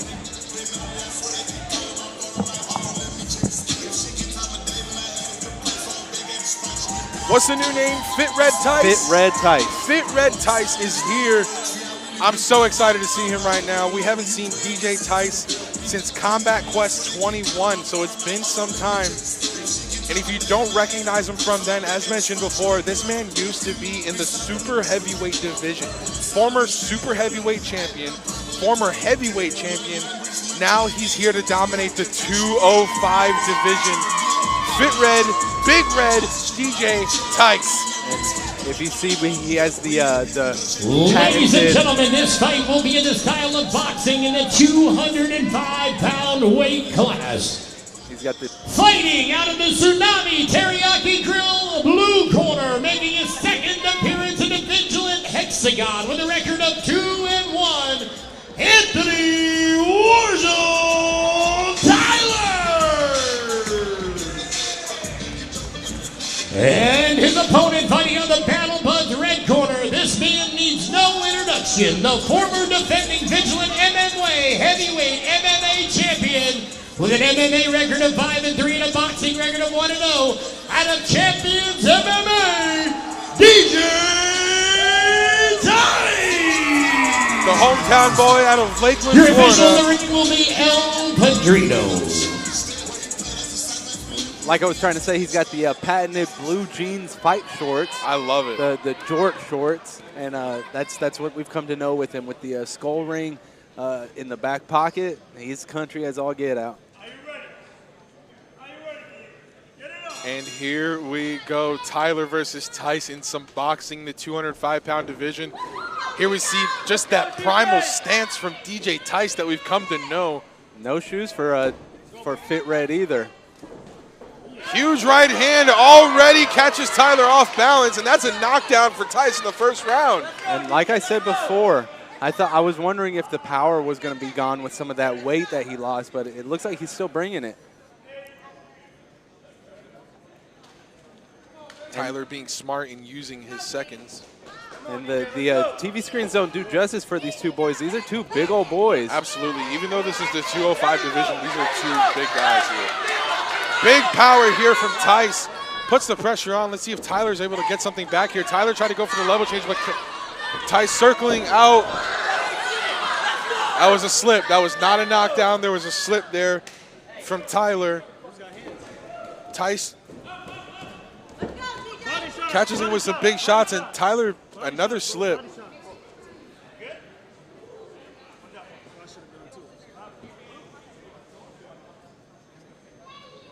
There was a stoppage here from Blandino. Looks like we're back underway. And where does Fit Red come out of? What school is he fighting out of? Champions MMA in Lakeland, Florida.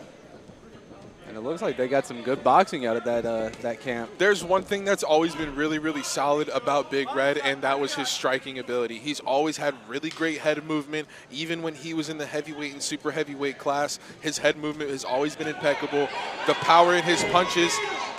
And do not blink and miss that overhand right, because it will catch a fighter off guard and put them down. I've seen it firsthand. Some big uppercuts coming to the body, landing some more power shots to the side of Tyler. Some big uppercut breaks the guard there. That's the end of the round. Some pressure from Fit Red there. Now, Anthony Tyler, he's got a reach advantage, and so I think that's what he needs to start using moving forward. He's a lot taller and longer, so if he can work that distance, he might be able to separate himself, because right now it's all Big Red. For sure. I mean, after that first round, if this does go to decision, then definitely Tice has himself up on the scorecards right now. But I don't know how much longer this There's just an activity level difference between these two fighters.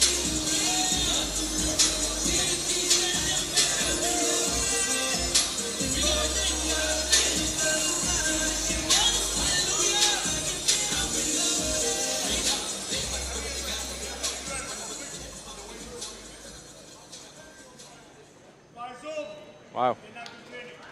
Okay. That's it. Fit Red wins.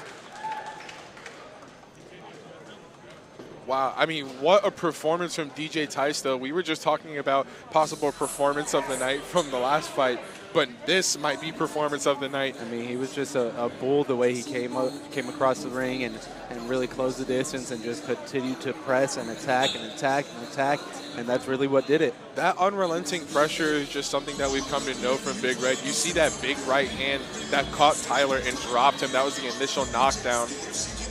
But I mean, I thought that Tice was scary at 260.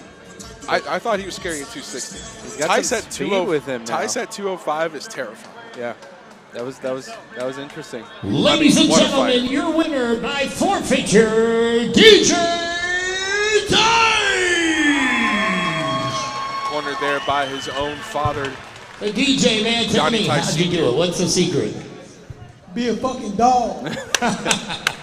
I'll tell you, that's the first time I've seen something like that happen here with Vigilance. How you feeling? I'm feeling good. Feeling good. I'm ready to get back in and whoop some ass. I'll tell you, I watched your first boxing fight, and today your skills are exemplary compared to then. You've come a long way. You must have done a lot of training.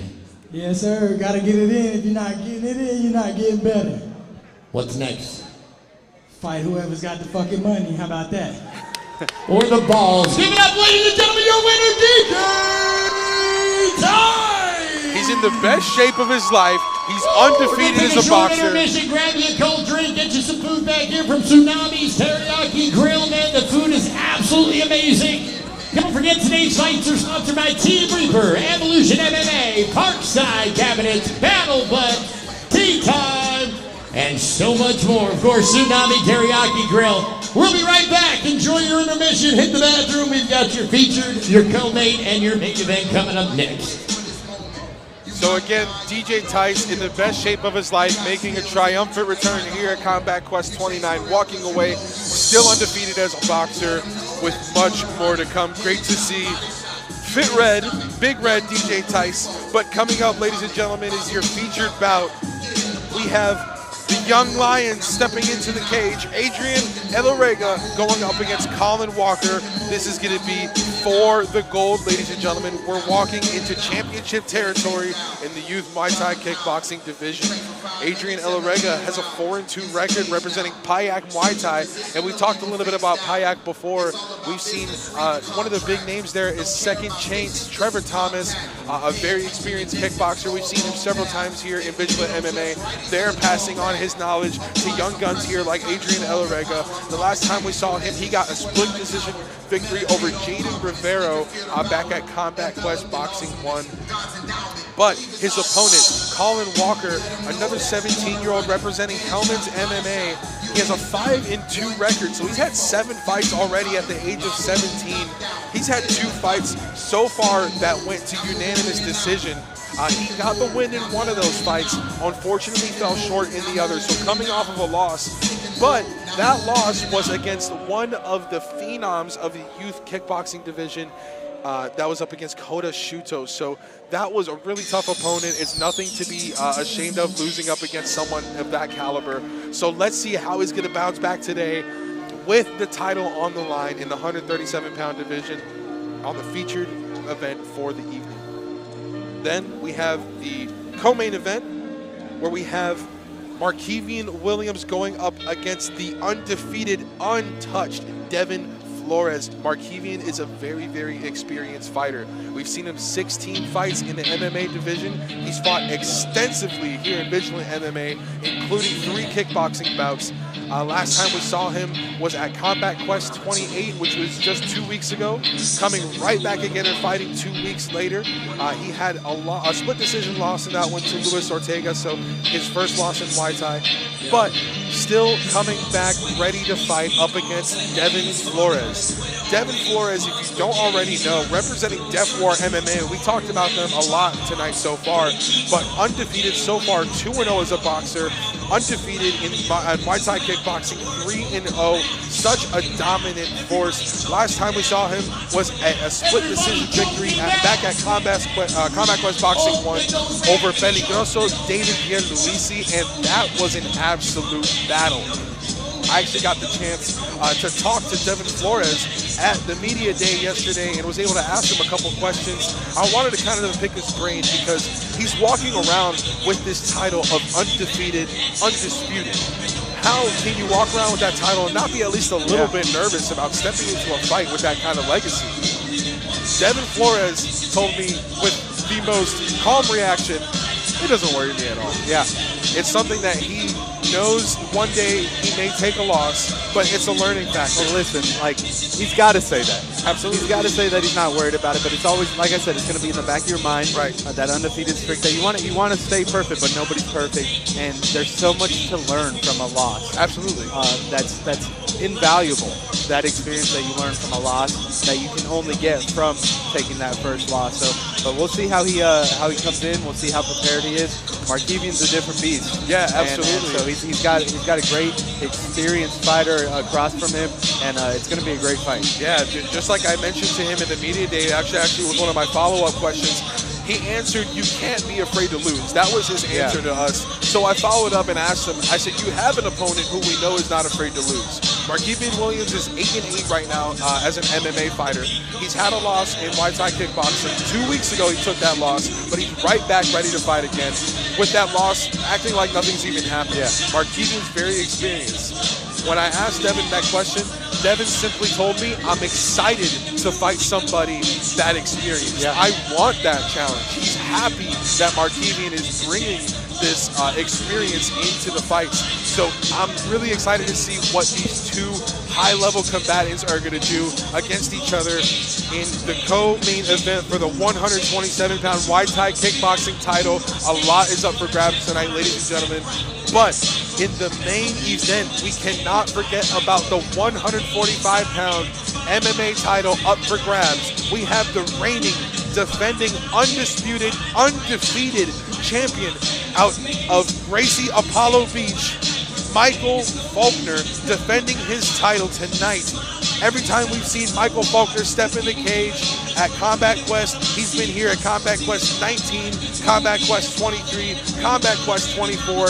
In that time, he climbed the ranks to become the 145-pound champion and has dominated every fight he's been in so far.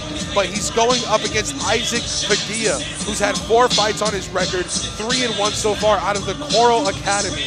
Taking a look back at his record, he holds 1 victory by knockout and 2 wins by unanimous decision, which means he knows how to perform in the late rounds. He knows how to win those judges over all the way through the fight.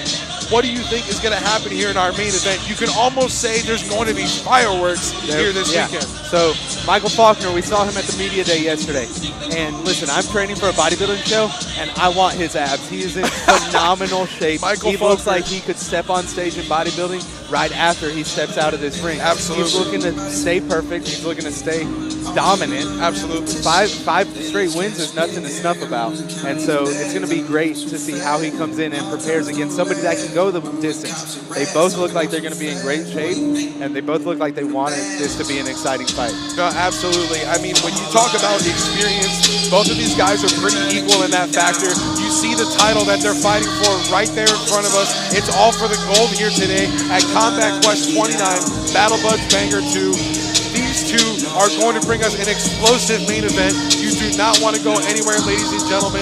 That's going to be coming to you in just a few minutes. We want to thank you so far for tuning in. We've seen some really great action so far. A lot of great boxing, Muay Thai kickboxing. We've seen so much tonight, but there's still more to come. Do not forget, ladies and gentlemen, we have Combat Quest coming to the Fort Myers area and back to the Tampa, Florida area here in the near future.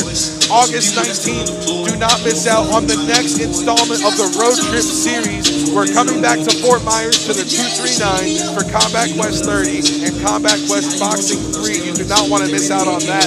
Then in September on the 23rd, we're coming back here to Tampa at the Dallas Bull, where we're here from today.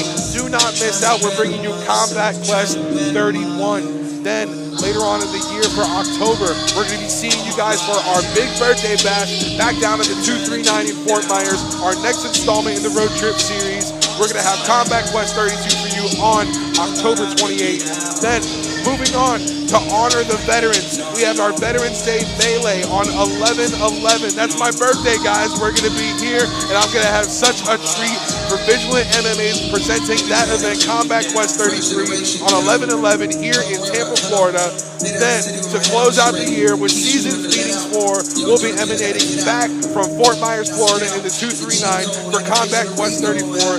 Ladies and gentlemen, save those dates, mark your calendars, set the reminders. Make sure you go to vigilantmma.co, that is vigilantmma.co, for dates, info, tickets purchasing information, as well as pay-per-view purchase information.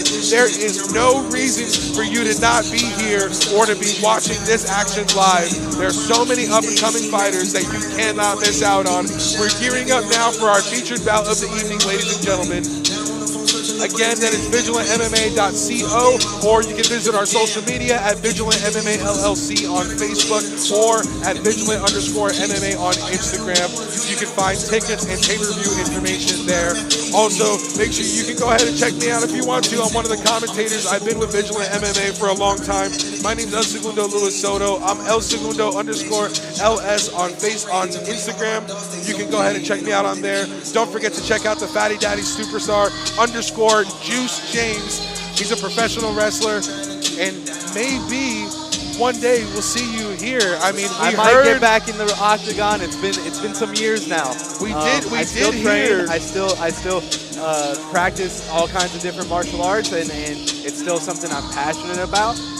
So who knows? We might see it. I know. I mean, I don't know. You might have heard earlier, Augustin Seattle said anyone can get it. That might be the perfect time for me to come back. Listen, I haven't been in an MMA octagon in years.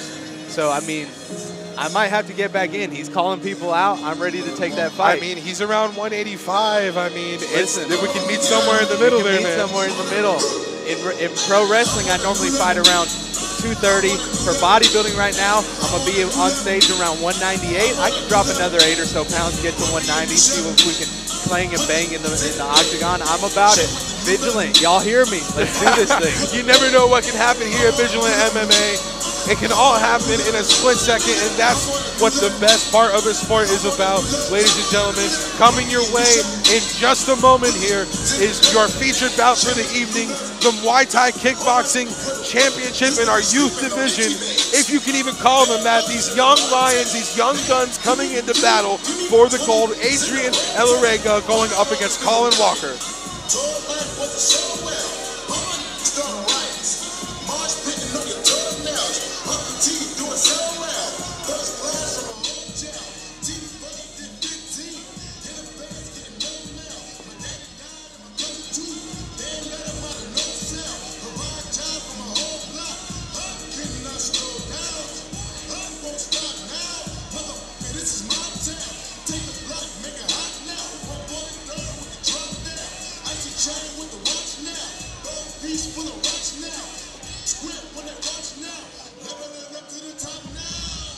All right, you're ready for your featured event?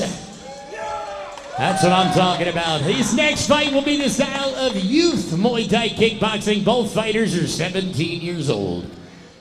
Let's bring him out of the Tsunami Teriyaki Grill blue corner, Adrien Elarega.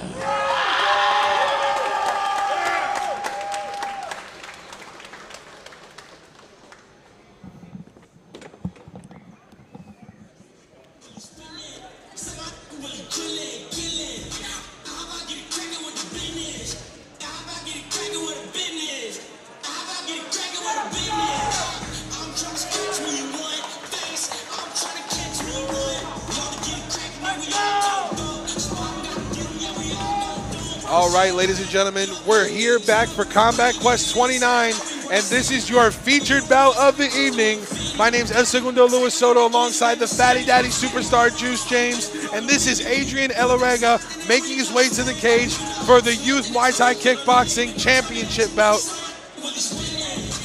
Something I just love about it is the tradition that some of these teams bring with their fighters for this kickboxing, for this Muay Thai kickboxing. They bring the traditional headwear and gear, and it's just something so beautiful and traditional and ritualistic about these fights. They always have the same respect. There's a lot of tradition, like you mentioned, going into Muay Thai kickboxing. You can see the traditional headgear being worn there by Elorega. And knowing Muay Thai tradition, he'll probably be sealing off the cage as he makes his entrance. That's to seal the fighter off from any outside distractions, any outside evils. They're here to compete, and that's when they lock themselves into the game. I like the arm tassels too. I might need to use that for my pro wrestling gimmick.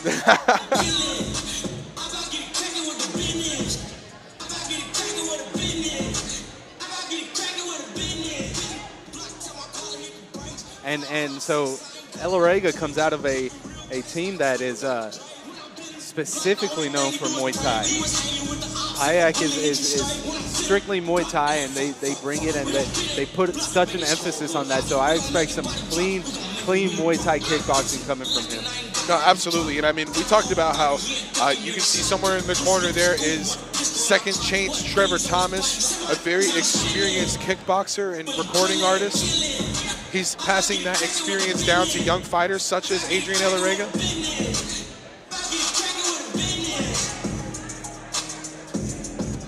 And these two fighters, they're young by age alone. Like I said, they've got experience beyond their years. Both of these fighters so young, can't even rent a car, can't drink, can't do anything like that. And they've already had 6 and 7 fights. And I mean, to be this young and have that amount of fights, absolutely. Like I said, they have experience beyond their years. Absolutely. And I mean, to see that kind of experience, like you're saying, is just wild, because we've seen some fighters tonight who made their debuts that were much older Don't than forget to these follow and tag young us on guys Instagram here. at Vigilant_MMA. Once again, that's at Vigilant_MMA on Instagram. But to see these young guys stepping up, not even making their debuts, but doing their 6th and 7th fights. Yeah. And I mean, excuse me, their 7th and 8th fights, yeah. Sorry. In their 7th and 8th fights now, respectively. I mean, that is unheard of for 17 years old. Yeah, this is exciting. Like I said before in the pre-show, this is the start of a long, flourishing career for both of these fighters. Both of these fighters are excited to continue their careers, to continue to evolve and grow as fighters.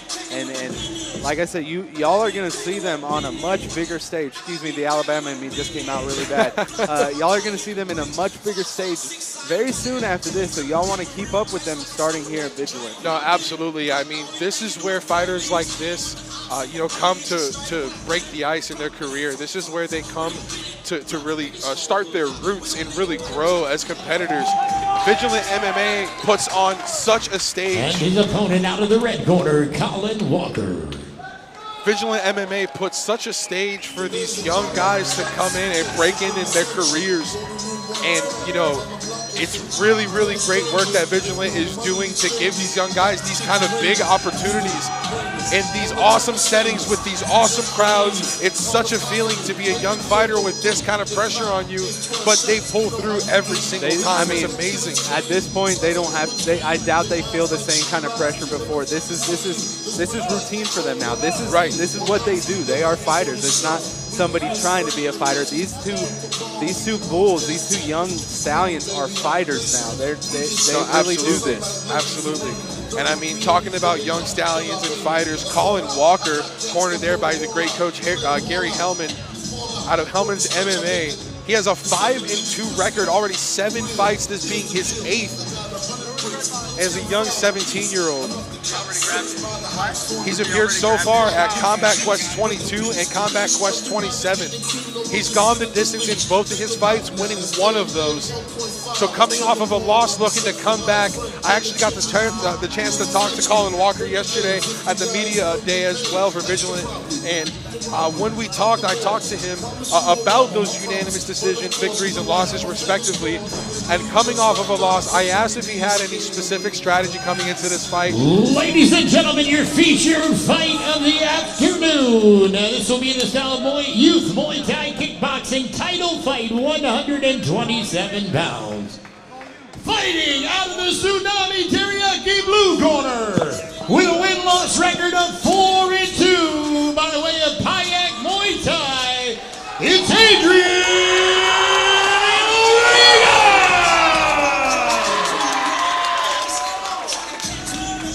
Crowd is very much behind El Orega. And his opponent fighting out of the Battle Buds red corner with a fight record of 5-2 by way of Hellman's MMA, Colin Walker! Seems like we got a And your official will be El Padrino. And as I was mentioning before, when I spoke to Walker yesterday about coming off of that loss, seeing if he had any strategy to open up the fight here today, he simply said that he's looking for a finish. He wants a finish. He said he's yet to have one yet. He wants to finish a fight. Like we've always said, like we've been taught since we were young, since wrestling and doing our first bit of martial arts and combat sports as young 7, 8, 9, 10-year-olds, you never wanted to go to the judges because the judges could prefer something differently. They could dislike something you did, like something the other guy did a little bit more, and it's very subjective. Absolutely. And so the only way to keep that from happening is to put your opponent down. Right. And that's what Colin Walker's aiming to do here today. Looks like we had to stop for a headgear adjustment. We'll get a clock reset. Not sure what happened there. Oh, looks like it's got to be tied up. That's what's difficult about these, when they're younger, you have to wear the headgear. Yeah. It can get turned around, cover your face up and everything. And so you really want it to be secure, obviously, for the safety of the fighters and for the comfort for the fighters. Absolutely. So we just got to get this little bit of logistics taken care of right now. Just part of the game. All right, looks like we're good. I believe we're at, minute 10 seconds. And just some fast-paced action immediately from both guys, both going for the toss. Colin Walker winning the best of that. And that's points in his column. So here in kickboxing, they're allowed to go for sweeps and tosses, but once the fight goes to the ground, it stops. Both fighters just stood up. Oh, nice. Beautiful sweep there from Walker. That was textbook. And right before that, you saw he stopped a sweep from happening and then turned it around right into his favor. Absolutely. So that was beautiful, beautiful Muay Thai work right there. Both fighters keeping that traditional Muay Thai stance as well. It's not muscle, it's technique. Big body kick there from El Orega. Boom. Nice one there as well. El Orega's finding a home on that body. 10 seconds left in this round. Beautiful catch of sweep. And there goes for El Orega. Walker tried to reverse it, but not able to get it in time. That's 2-1 on takedowns. Oh, and that's the end of the first round. Wow. That was an exciting round. Absolutely. Despite the logistical mishaps that we had. And hopefully his coach will double check that headgear in the meantime. But what an opening round from these two young guys here in our featured bout for the Muay Thai kickboxing title. And here we're going to see the replay of the takedown there from Colin Walker. I mean, that was textbook. Stopped the kick, got the sweep. There's the replay of that textbook takedown there from Walker. I mean, great job. And once the headgear was adjusted, El Orega popped, and he was finding a great home for those body kicks and goes for a sweep and completes one of his own. Walker tried to reverse that, but not able to get it in time. So we're looking at about 2-1 on takedowns right now. So Walker may be up in the score column. We're going to have to see where this goes.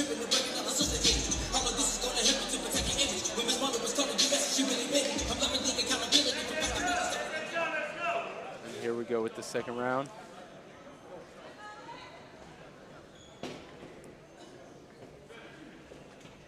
Both young men look prepared to keep going. All right, here we go. Round 2 of our featured bout. Ooh, almost caught that one. Relax, get your hooks in. And I mean, the speed on both of these young guys is amazing. Whoa. Inside control. El Rega having a little ride. fun, yeah. Take your time. Leg kick there, checked by Walker. Walker goes to the head, but El Rega slips. Body kick checked by Walker a little bit. Walker trying to go for the sweep, come behind there by El Rega. And it looks like both of these guys are excited to eventually move up into MMA because they're trying to throw some MMA style takedowns in here. I would love to see this as an MMA bout. Nice check kick there. Nice check. Relax, get your base. Knees on each side. Get a break from our official here, about 30 seconds in the second round. That's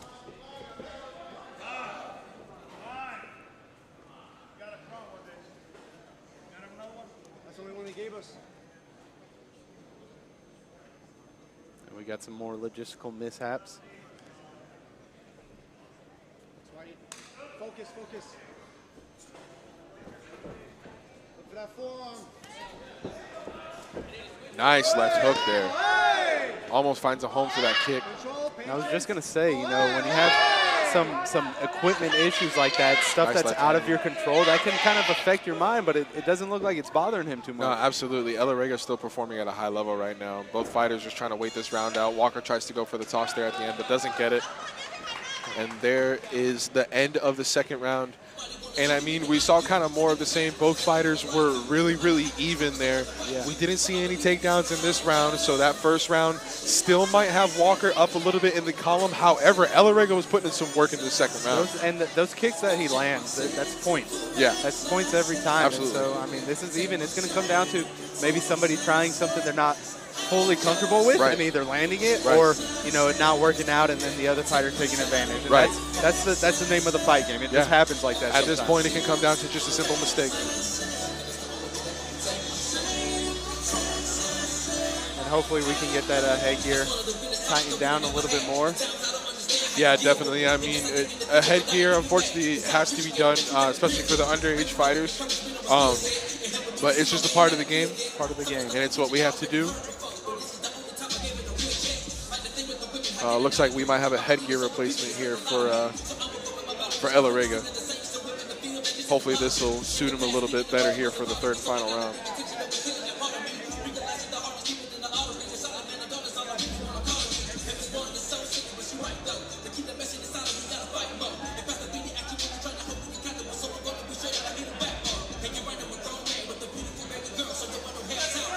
We'll see how that headgear works for him. Yeah, hopefully that suits him a little bit better. More feints, more feints. And we're here to Look at the big picture. go on with the third and final round. Excuse me. Inside control. Cage door is going to be sealed, and we're going to be underway with the third and final round here of our featured bout between Walker and El Rega. Nice knees there. Both guys are trying to go for the toss, but doing a little dance, getting back to the cage here.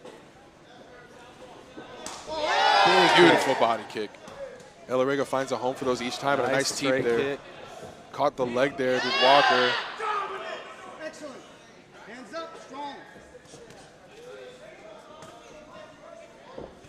Walker trying to keep him at distance with that teep, but El Rega closes the gap, goes for the clinch, trying to fire off some knees, going to get a break here.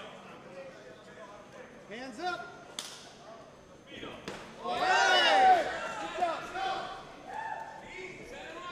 And if this round doesn't render a finish, I would hate to be the judges because this has been a heck of a fight. I was just fixing to say that it's just two guys that are so similarly built and similarly experienced. Absolutely. You know, I mean, trained very similarly as well. Great matchmaking by Brandon. Yeah.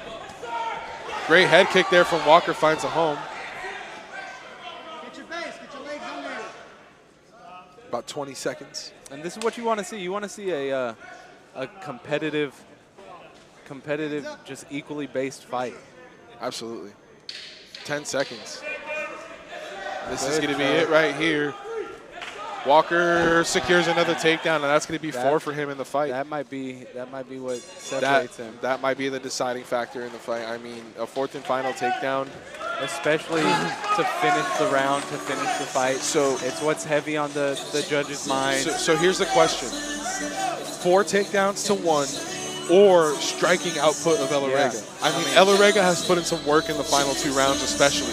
He was doing really good in the first round, but the second and third round he got comfortable and started putting in some more work. And then, like I said before, it's subjective, so it depends on what Absolutely. the judges weigh heavier, Right. you know, what they prefer, what they think really wins it, especially in such a evenly matched fight like this. Right. Oh, it looks like we're moving on. I forgot. This is a championship bout. We're having a 4th round. You're darn right. Oh, my gosh. How can I forget? So we're not done yet, We're not done yet, guys.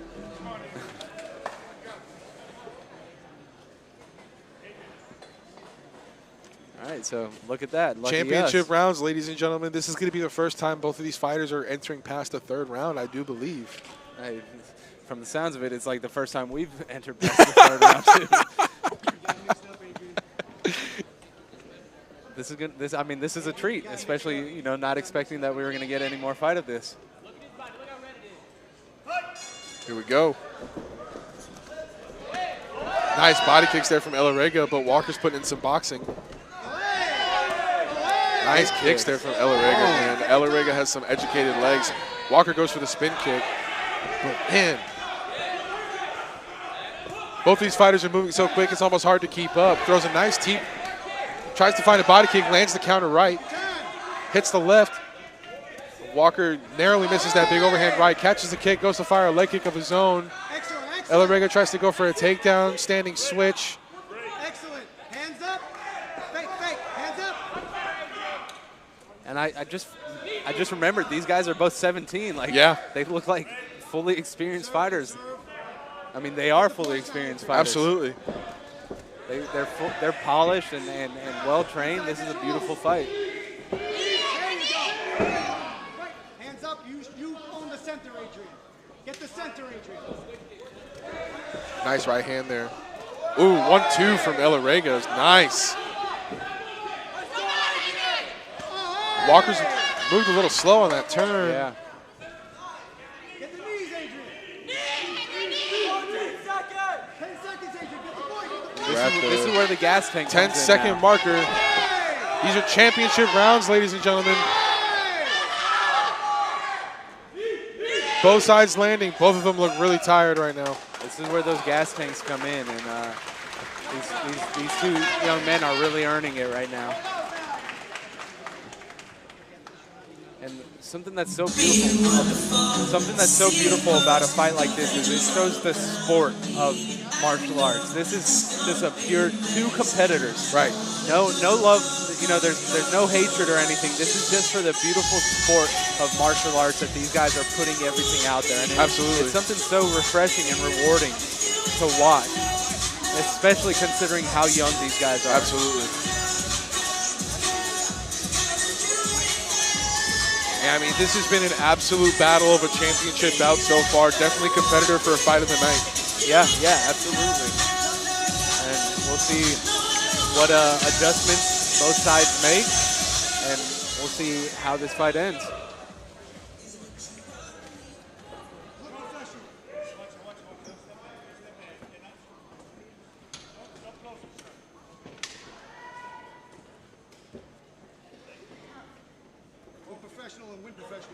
So this is the 5th and final round. Blandino's going to reiterate that to them. If there's one thing we know about Blandino is he wants the fighters to go at it. He wants them to fight. Man. That's what they're here for. Shout out Blandino. Absolutely. He loves this sport just like anybody else. Absolutely. He just gets to see it a little bit closer than some. Hot start from both of them, landing some clean punches, but doing a little dance. Trade-off, I like it. Little trade-off to try to get the takedown, but neither of them get the best of it. And it looks like that headgear change was much warranted. And absolutely. It's definitely helped this fight. Absolutely. Base, get your base. Inside control. Inside control, get your base. Fight those arms inside, for God's sake. Kick him, Adrien. Win. Oh, hey. Good check. Nice check, yeah. Leg. And big right lands there from Colin's checked a lot of those kicks after taking a bunch in the first few rounds. Adrien, get the points back now. Hands up. And you hear Adrien's corner urging him to try to get those points back. That big check from the middle there, but the counter right landed from Walker. Walker with the standing switch has Elariga up against the cage. Both fighters trying to throw knees. Blandino breaks it up. We're inside the final 30 seconds of this 5th final championship round. Adrien with the standing switch. Walker with one of his own. And Blandino's probably going to break this up again. We're at the 10-second marker. Final 10 seconds. Big overhand right. And now this is where these two guys just bang in the ring and try to end it. That's it. And I don't think that takes into account. What a sign of respect from both fighters here at the end. I mean, like I said, this is just the pure sport of martial arts. That's what we just witnessed. The pure, respectable sport of martial arts and fighting. So, I mean, right now we still have 2 fights left on the night. But Brandon, if you can hear me, this got to be fight of the night for me, man. This is a good one. Wow. I mean, what a showcase of Muay Thai kickboxing. Tell me what y'all think about that fight. Man, these guys got heart, I'll tell you. They got more heart than some grown-ass men I know. And I mean, 2 high-performing kickboxers. Yeah, look at that. He's working out after the fight. At a young age, both 17 years old, displaying so much class, so much skill, so much endurance and cardio. Yeah, and this was likely their first experience of an actual fight going into those late rounds, and they both performed really well. Absolutely. As the judges' scorecards are collected, let me remind you, ladies and gentlemen, that these two guys, 17 years old, 7th and 8th fight for each of them respectively, and so much respect, so much skill shown in our featured bout. What a fight. Let's send you up now to Wild Bill for the official announcement of our winner and new champion. Ladies and gentlemen, for a full 5 rounds, the judges have a split decision. Wow.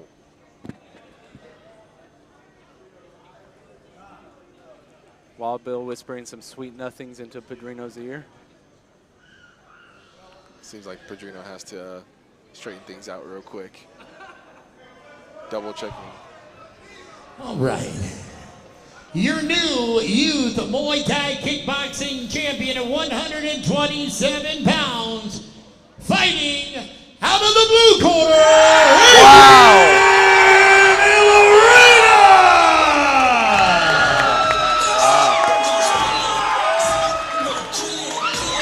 I guess the striking is what was the difference maker.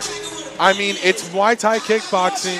When it comes to the stand-up game, when you have high output with high accuracy. My man, Adrien. Talk to me, brother. Talk to me. 17 years old. 16 years old, my bad. Wow. 16 years old and a champion. How you feeling? Oh, can I talk to you? First of all, I want to thank my coach mainly. This ain't my belt. This is his belt. For all the work he put in me, this ain't mine. I don't deserve it. It's his, not mine. I don't care what nobody says. He's the one that trained me like a bitch, but you know, it's all good. He loves me. But I want to say this in honor of my dog that passed away to me. I didn't get to fight to honor her, so this fight meant a lot to me. I put my dead dog, she passed away, but I still came to train. The day she died, I came in and I just trained. So I want to put this in for her. Her name is Luna. I hope she rests in peace. She means a whole lot to me. So I want to thank Colin for coming out to hit me hard as fuck than he looks like. For anyone who calls him a twig, go take his leg kick. He hits a little harder than you think. But I want to say thank you to Vigilant for letting me fight for the belt, and I want to thank Chance for helping me cut weight like a bitch. So I'm happy, and I want to support Payak out there, right behind there. You know, my mom, thank you for driving me all the time. I don't got a car yet, so thank you. But thank you for everyone, and thank you for this belt. Thank you to Brandon, and thank you to Colin for fighting me. So that's a lot of thank you, but yeah, you know, I'm just excited right now. And yeah, and now I'll just go back to training and go back to work. So thank you for having me. I thought he was going to make me fight him for the microphone, you know what I'm saying? I think he's going to be the ring announcer next. Let me get an interview over here. Come on, man. You killed it, brother. You absolutely, one hell of a fight. Win, lose, or draw, let me tell you, it was one of the best fights of the night. How you feeling? I feel good. I didn't know that it could have gone either way, but I feel good. Let me ask you this. If you had to train for this fight all over again, knowing what you know now, what would you have done differently to prepare for this? I would try to stay on the outside more. The clinches were more of like 50-50 positions. Ladies and gentlemen, make some noise out here, Colin Walker. And your winner, Adrien. We got your co-main event coming up next, folks. Don't go anywhere. What a fight. Still time to get those raffle tickets as well, folks. $5 right back here. All the proceeds go to good cause, so come give them your money. They deserve it. What a performance from these two young guns coming out here and showing everybody what real Muay Thai kickboxing is. What a showcase. Congratulations to the new champion taking that title, the gold, the victory back home to Payak Muay Thai is the young Adrien Elarega. Not even old enough to drive himself to training yet, but he is in here winning championship gold. I mean, that's a sight to behold right there. What a day for Adrien Elarega. Congratulations. However, nothing to take away from Colin Walker because that was a split decision victory. That means it could have gone either way. This is the first title for Adrien here, but that's definitely not going to be the last title shot for Colin Walker. Absolutely not. No. If there is another title fight for Adrien Elarega in the future, I think Colin Walker should get a second chance because that was one heck of a fight. What perfect matchmaking. What just, I can't even put it to words. It was awesome from front to back.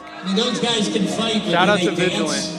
We might have to have a dance off next time. Shout out to Vigilant for putting that fight together. Hey, Adrien, that was bust a move for us, buddy. Show us how they did it back in the day. All right, ladies and gentlemen. Also, a special thanks to our EMTs and medical professionals in the building. Keep in mind, we could not do these events without them. Thank you so much for your time. All right, ladies and gentlemen, we're coming your way with the co-main event for the evening. After a banger of a featured bout, we're on our way for the next Muay Thai kickboxing title in the 127-pound adult division. This is going to be Markevian Williams going up against Devin Flores, the undefeated reigning champion. Now, does Markevian Williams have a nickname? Because if not, I'm crowning him as the Muscle Mouse. I don't believe he does. You might have to follow up with him on that Muscle Mouse now. And you'll see, if you haven't seen him before, you're going to see exactly what I mean once he steps into this this cage. And this fight is going to, I mean, every time I've seen Markevian, he brings it. Win or lose, he just comes in and really performs. And he's got someone insane in front of him with Devin. But absolutely, Devin's fighting against a lot of experience, so this is going to be interesting. And it's funny because I've known both of these fighters for quite a while now. Since I've been with Vigilant MMA, I've had the privilege of being here for like 2.5 years now. And seeing both of these fighters, I've seen them so many times. And when you talk to them before the fights, after the fights, you would never guess that these guys are capable of what they're capable of. Yeah. Devin Flores is a very, very laid-back individual, very soft-spoken. He's not, you know, what he becomes in the cage. When he steps in that cage, he turns into a different animal of channeled violence. The kids nowadays say it's they've got that dog in them, and so that's what we see come out when they step into the cage. And we saw that dog earlier tonight with DJ Tice. You heard him. He got that first round TKO. He beat the dog out of Anthony. So. He absolutely did. And I mean, I'm looking forward to this bout, ladies and gentlemen. Markevian Williams, 16 MMA fights, 3 Muay Thai kickboxing bouts to his name. Devin Flores has competed extensively as well. He's undefeated in Muay Thai kickboxing and in boxing. And I mean, Devin Flores holding an undefeated 3-0 record and 2-0 in boxing. So that is coming up in just a few moments for your co-main event, ladies and gentlemen. And that is for the 127-pound adult MMA kickboxing championship here.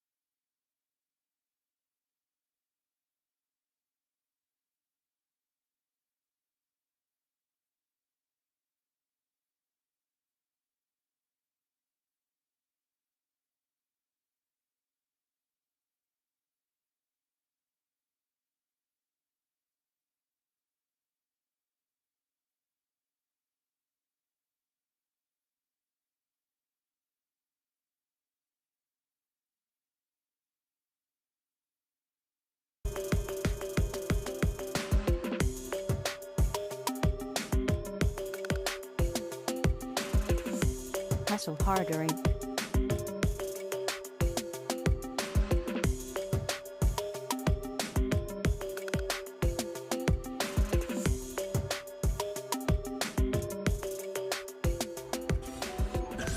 Hustle hardering.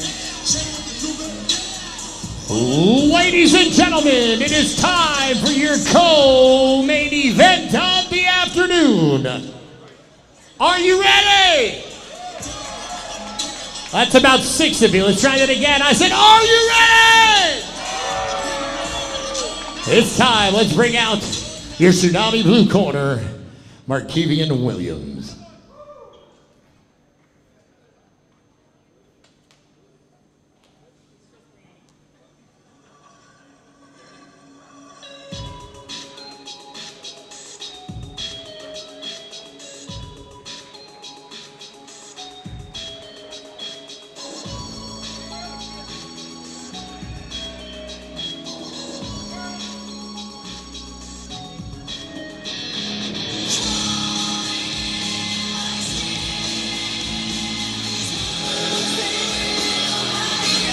All right, ladies and gentlemen, we are ready to go for the co-main event of the evening. Here we have Markevian Williams. He's an independent fighter with an extensive history here at Combat Quest with Vigilant MMA. We've seen Markevian compete at Combat Quest 8, 9, 10, 11, 13, 14, 15, 16, and then most recently we've seen him at Combat Quest 28. He took an unfortunate loss, a split decision loss against Luis Ortega in a kickboxing bout, but he's here today to take on Devin Flores. Markevian's had 16 MMA bouts, 8-8 as an MMA fighter, and 2-1 in Muay Thai kickboxing, mentioning that last loss. So if there's one thing we've learned about Markevian over the time is a very, very explosive his opponent athlete. fighting out of the red corner, Devin Flores. Markevian's a very, very explosive, strong, and fast athlete, and he brings his 100% A game to every single fight, no matter the circumstances, no matter if he lost or won the time before, it doesn't matter. Markevian's always here to bang, and I know this man is too. We've talked about him all night. This is the Vigilant MMA phenom himself, the undefeated, untouched Devin Flores, representing Def War MMA here in Tampa, Florida. Undefeated in boxing, 2-0. Undefeated in kickboxing, 3-0. His last win came by split decision over David Peligroso Pierluisi back at Combat Quest Boxing 1.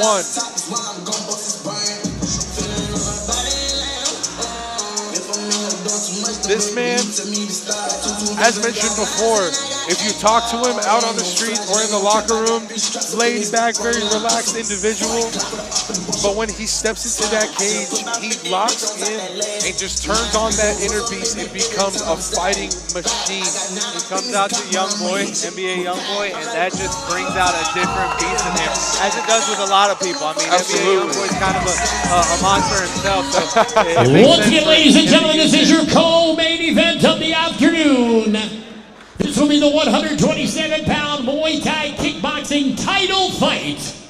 Fighting out of the blue corner, Tsunami Teriyaki Grill Corner, with a win record of 2-1 in boxing and 8-8 in MMA, by way of independent, Markevian Williams. Markevian guest cornered by And his opponent fighting out of the Battle Buds red corner, with a win-loss record of 3-0-1 and 2-0 in boxing, by way of Death War, Devin Flores! And your official for the night will be El Blandino. Two different fighters as far as stature goes. We'll see how their skills differ, though. Yeah, absolutely. I mean, we talk about like the physique difference in classes, and this is a show of it right here. Markevian a little bit shorter limbs, but a very muscular build. Flores a little bit taller, a little longer. And we know Markevian likes to bring those kicks. He likes to work those kicks a lot. Now, that I've seen, this is probably going to be Flores' quickest opponent to date. Pierre Luisi is fast. Markevian's quick, blindingly quick. And he just slips in for those shots and then slips right back out. And he needs to, with how much shorter his reach advantage is. He needs to slip in, pop, pop, slip right back out, and he does it quicker than anybody else. Beautiful leg kick, another one there. Flores trying to come forward to the flurry of punches, but Markevian quick on the move. And look at that, just slips in for those shots, gets one or two, and then backs right back out just as quick. It's hard to land. He's like a mosquito. It's hard to catch him. Oh, nice catch. Wobbles Markevian. Right as I say that, he gets caught.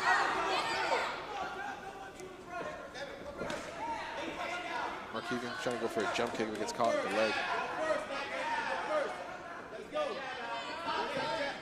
Nice overhand left. And it seems like he, once he got rocked a little bit, he got a little bit more cautious with throwing. Nice slip.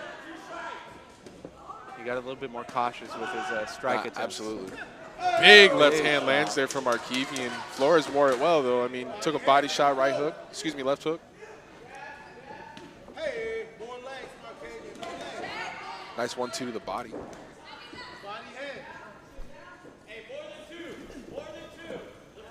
And it takes a lot out of your mental when you're throwing nice a lot of left shots. hand. When you're throwing a lot of shots and not landing them. Nice left hand catches Flores again. Great shots to the body. Markevian's putting on some great boxing right now. Nice leg kick to finish off the round. That's the experience wow. too. He knows when to slip in. He knows when to pull out. Pause. Resume. I mean, what a round there from Markevian Williams and Devin Flores.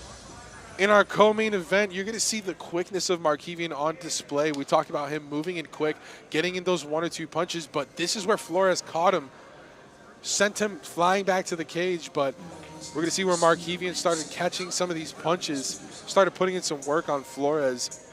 Markevian landed some big left hands. You see one of them there.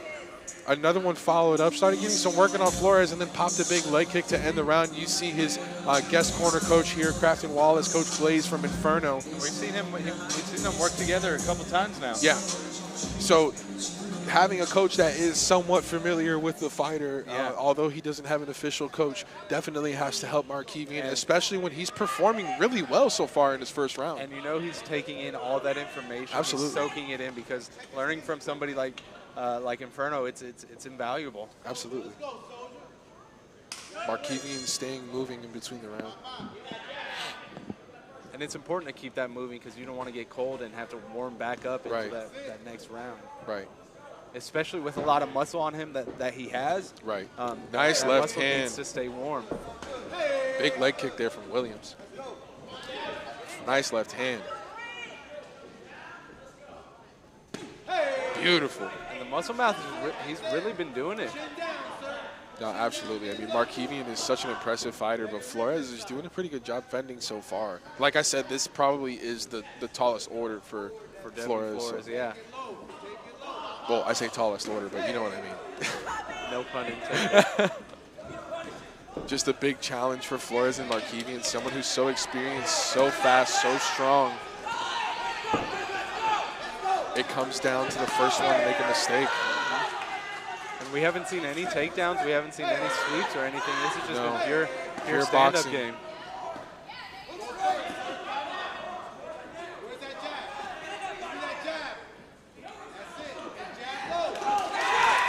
Flores fighting forward. That's what Flores needs to do is keep the distance. Yeah, he's got the game in the distance here. When Markevian closes that gap is when Flores is in trouble.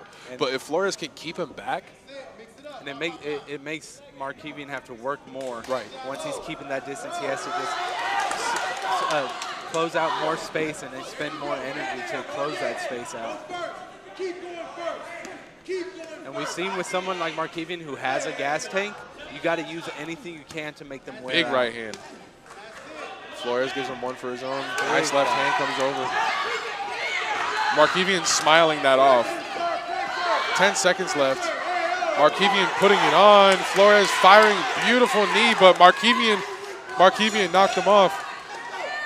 And with somebody like Markevian, to smile in a shot like that, and with his record, with his experience, you know he loves this. Absolutely. So he loves feeling those shots, taking those punches. Absolutely. That's getting him going, ready to keep on fighting. We're going to see the replay here. This is when Flores was starting to work forward a little bit, started catching Markevian a little bit off balance. And I mean, that was kind of the name of the game. When we saw Flores start to work forward, but somewhat keep the distance, he was able to start getting some punches landed. But when Markevian was closing the gap himself, when he was being the aggressor, he was finding a lot of home on his body. He was getting a lot of shots in, getting those 1-2s, finding his spots. So we're going to have to see what Flores is going to do in this third round here. I mean, that title is up for grabs. You see that replay again here. Flores was starting to fight forward, but Markevian just fighting right back. Markevian started to land a left hand of his own, but here we go as the third round is getting ready to go. Another thing with someone who's vertically challenged as Markevian is he's got a lot of power in those punches, but when he has to reach, when he has to move, you know, when he's not in that distance, it takes away so much power from a muscular, vertically challenged guy like that. Flores caught Markevian off balance with the punches, but Markevian secures the clinch to give himself a shot here. Markevian peppering in some shots, Flores peppering in some knees. Markevian gets the shove off. This fight's going to keep going. 1-2 coming up. Flores keeps him back. And this is what Flores needs to keep doing. Yeah, he needs to keep that distance so Markevian can't land those big muscular shots. Gets the inside leg kick. And Markevian does need to keep working that leg kick. If you see on Devin Flores' I was just about to say that he's already bruised up. He's already showing some of the wears. So if Markevian keeps working that, I mean, that's every step you take forward, you feel that. That left hand, he's slipping so well right over the hand of Flores, and that left hand's been finding a home. We saw that in the first round. We saw it in the second round. And we just saw it again. Nice shot to the body, followed with that left. I mean, Markevian is doing a really great job right now. Flores needs to turn this up. This is definitely Flores' toughest challenge so far. Absolutely. Nice hands there. Markevian with the head movement, gets caught with a couple, tries to fight back, checks the leg kick. Caught with the backhand.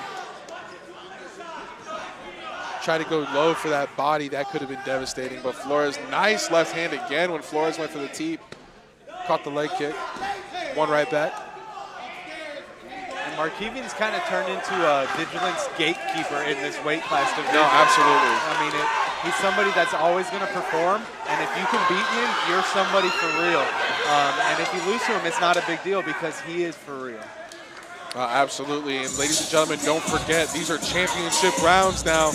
We're heading into the fourth round. All for the gold, ladies and gentlemen. More championship rounds, and that's what we love. Extra fight. And we're really going to see who came to win here today. We're going to see a little bit of that replay. But Devin Flores in this round really needs to turn things up. Yeah. He's been doing a good job trying to keep Markevian at bay, but Markevian is starting to become overwhelming in this third round. So coming into this fourth round, I can imagine Devin's coaches are urging him to start getting more on the offensive. He has to at this point. I mean, just from our point of view, we're talking about the well forming on the side of his right leg. Yeah. I mean, being a lefty, he's planting that right leg for those punches. Every step forward, you feel that. I mean, you step forward and your quad just cramps up a little bit more, and it takes away so much from your fight. Right. And right back at that leg.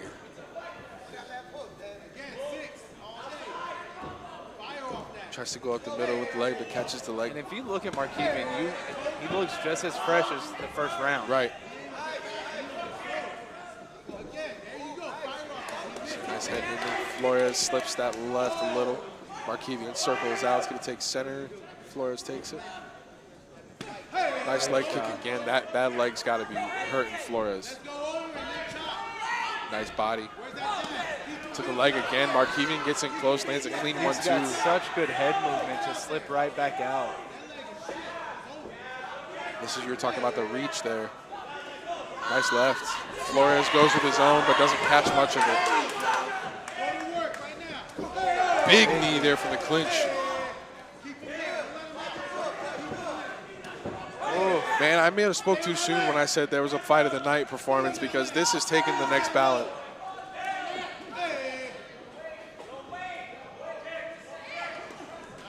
Nice left catches him, and I mean, that's been the story. That left hand has been finding a home every single time for Markevian Williams, it seems.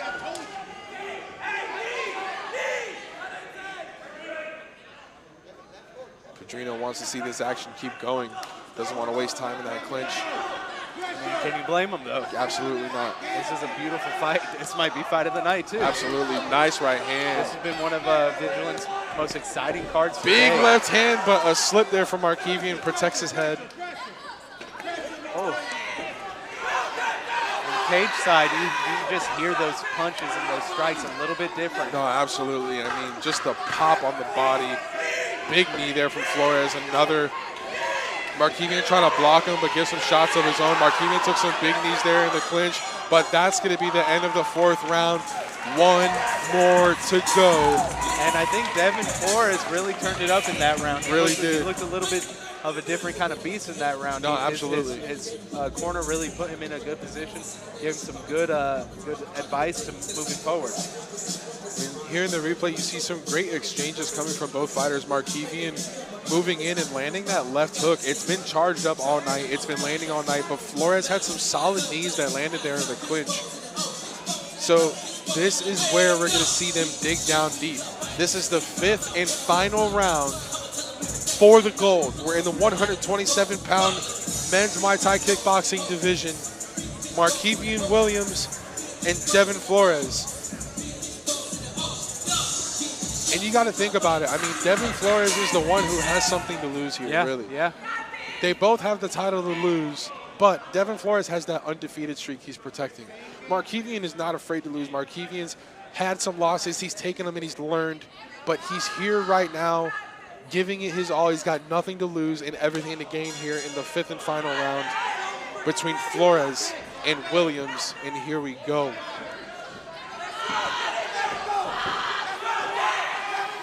And this crowd is intense right now. We see Markevian switching stances a lot. I mean, that's impressive.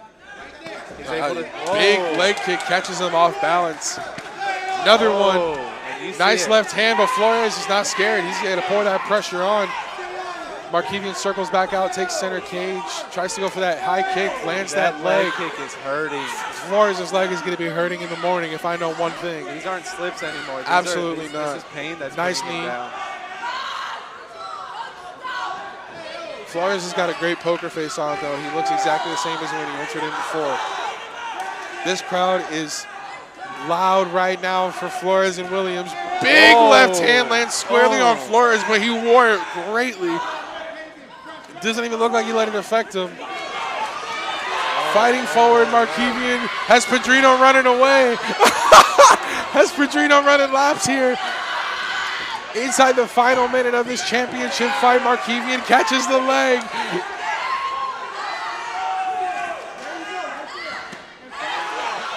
Big body shot. Leg kick there. Somewhat caught the body, I think.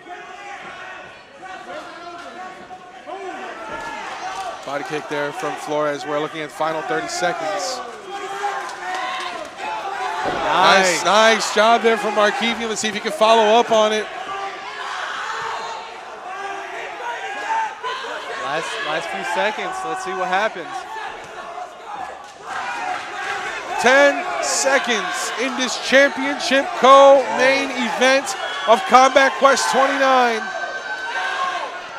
In just a few seconds, we're going to see what 5 rounds of an absolute classic battle between Devin Flores and Markevian Williams, that fight sends chills through your body just to see how perfectly matched up. I mean, that was just beautiful Muay Thai. I mean, like, I can't say enough. These guys deserve a standing ovation. Absolutely. That was beautiful, and I would hate to be the main event to try. Man, well, how do y'all feel about that fight?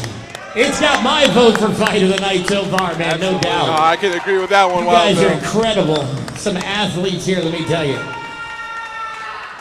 Tell me how you really feel, man. All right, ladies and gentlemen, but as you know, since there was no finish rendered, this goes to the judges. Undefeated streak on the line for Flores. Championship hopes for both of these men. And Markevian feels good. Markevian feels like he won that fight. And he made a very, very good case for himself. Let's see. And he's the gatekeeper of this division for a reason.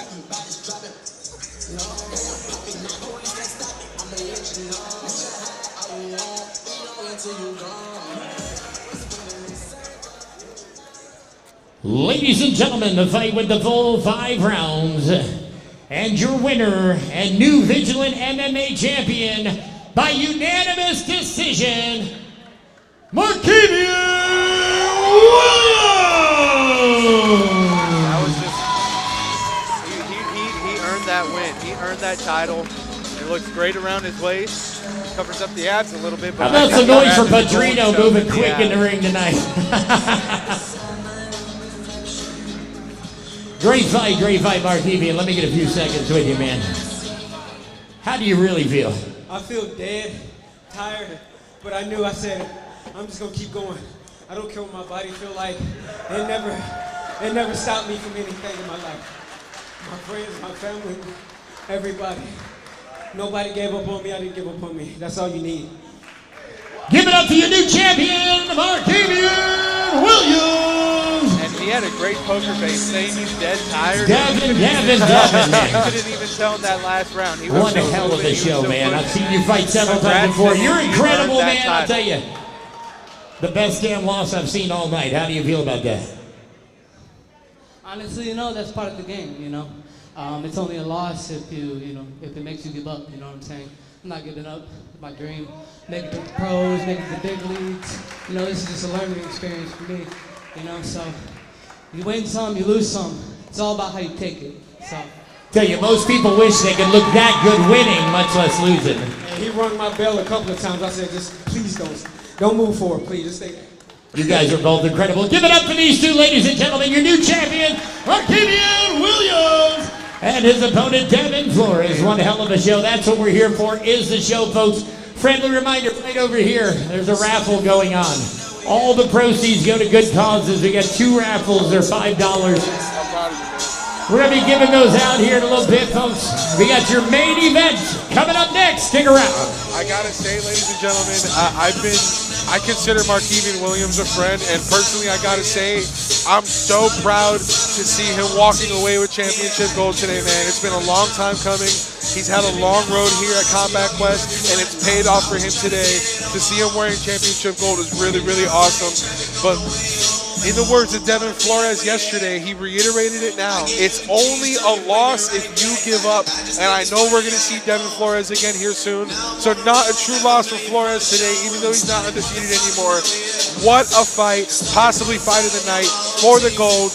But ladies and gentlemen, we are on the route now to the main event here at Combat Quest 29. The July 4th rendition between the undefeated, undisputed, untouched champion Michael Faulkner of Gracie Apollo Beach comes back to defend his title against the hungry Isaac Padilla, carrying a 3-1 record, hailing from the Coral Academy. This is going to be a lights-out main event, one guarantee for fireworks, ladies and gentlemen. This is for all the gold in the 145-pound MMA division. It is your main event coming your way in just a few minutes.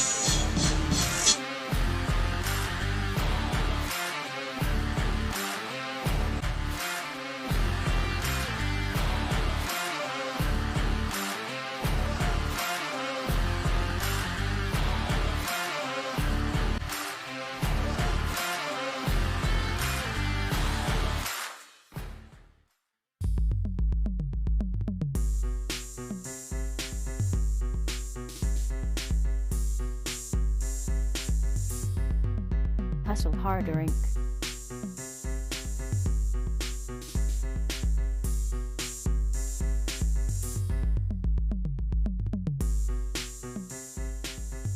Hustle harder, Inc.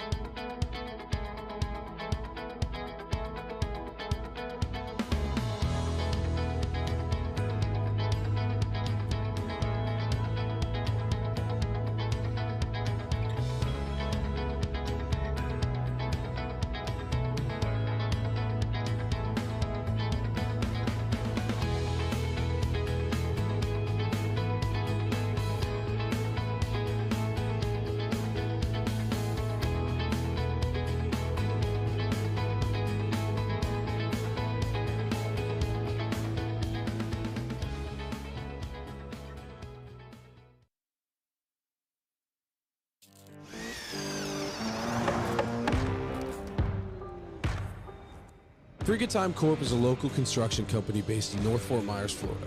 We specialize in crane services, roofing, marine, solar, and many more. We don't use materials that just meet code requirements. We use high-quality materials that exceed code requirements. With over 20 years in the business and a 5-star rating, Frigga Time takes pride in how we treat our clients and how we do business. Give us a call at 239-699-7020.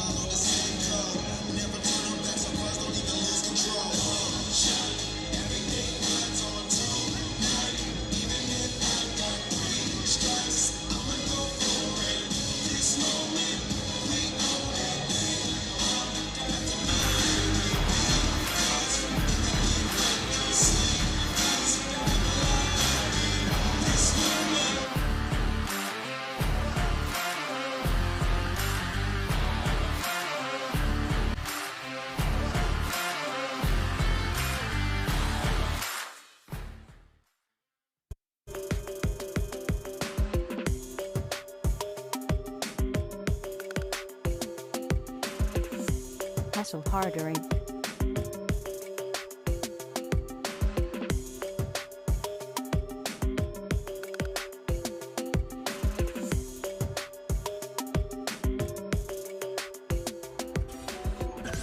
Hustle harder, Inc.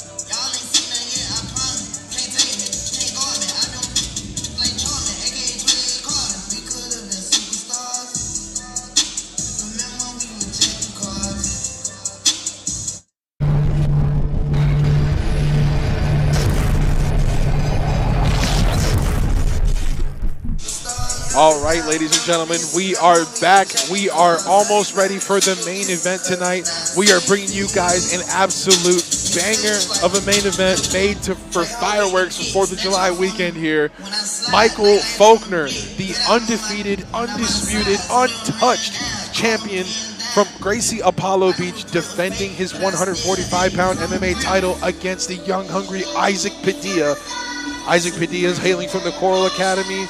He's had 3 wins and only 1 loss in his career. His wins came by way of knockout and 2 unanimous decision victories. That means that this man knows how to go the distance and win the judges over in the meantime. However, his opponent, Michael Faulkner. All right, folks, let's get those raffle tickets out. We're getting ready to give away the American flag and the Tim Tebow flag.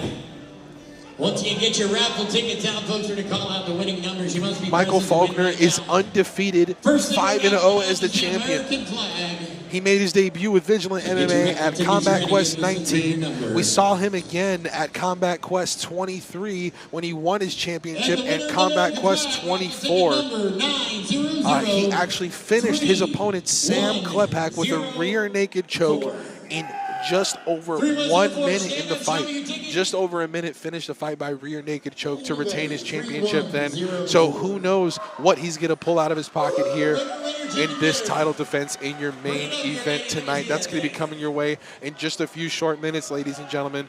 Do not forget about our future events coming up. August 19th in Fort Myers is going to be the next one, our next installment of the Road Trip series. Then we're going to be back here again in Tampa for you guys September 23rd at the Dallas Bowl.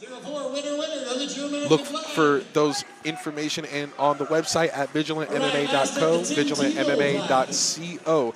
You can get all information there to purchase tickets or the pay-per-view. You can also visit us on Facebook at Vigilant MMA LLC or on Instagram at Vigilant_MMA. You can go to any of those social media sites or our website, and that'll take you to get those tickets, get that pay-per-view. Share it with your friends and family. That way you can be a part of the next Vigilant MMA event. As we mentioned, we always like to come around when the holidays are out, so you know we're going to bring you guys a good time. We love to showcase the young talent and show you guys really what the future of combat sports is going to be. So with that being said, ladies and gentlemen, in just a few minutes, your main event championship bout, the 145-pound division, the champion Michael Faulkner, undefeated, looking to defend that record and his title against Isaac Padilla. 2 super gremlins. Only right we're doing it in Florida, right? Hey, you guys, welcome. Where's Brandon? Thank you again, brother, for another great event. And everybody for showing up. Hey, I'm Tammy, one of the owners of Battle Buds, 26-year Navy combat vet. So who y'all to all the veterans out there? And what we're going to do, I'm so grateful I did win. We're going to have this at our bunker in West Tampa. And we're going to do something else with that gator. And then the 2 charities, we really want to work with you guys on a few other things. So thank y'all. Go Navy. Give it up, everybody. Tammy out here doing a great job for you. Definitely put those things to use, I'm sure. All right, so y'all ready for the main event or what? I wish I was. Give me 10 seconds. We'll be right back. Coming up right after this, folks.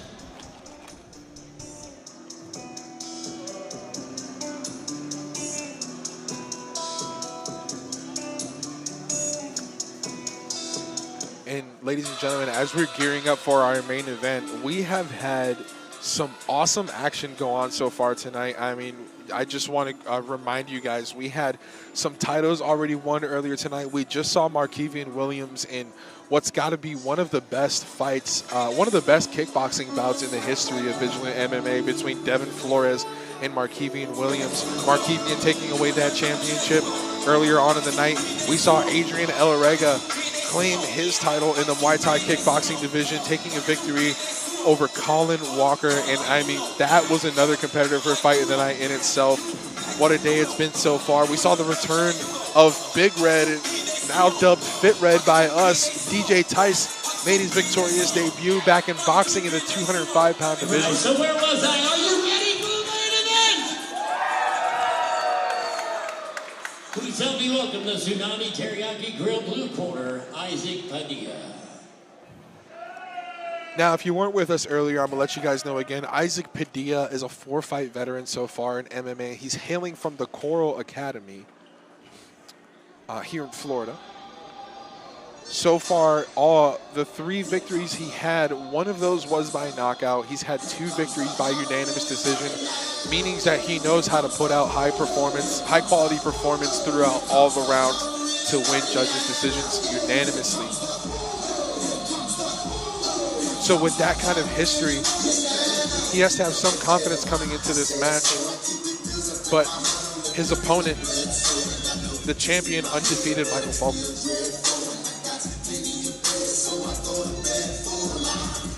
Your main event brought to you by great sponsors by Battle Buds Bunker, Parkside Cabinets, Tea Time, Evolution MMA, and Tsunami Teriyaki Grill. All grateful for you guys to be part of our team here today to present Combat Quest 29 and look forward to your partnership in the future with Combat Quest 30. Coming up soon on the horizon. And it looks like we're just waiting a moment here for Padilla to make his entrance.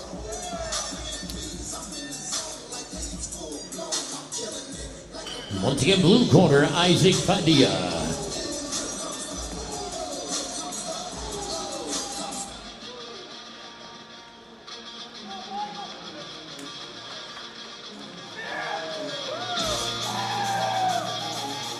Alrighty, ladies and gentlemen, making his entrance, Isaac Padilla of the Coral Academy.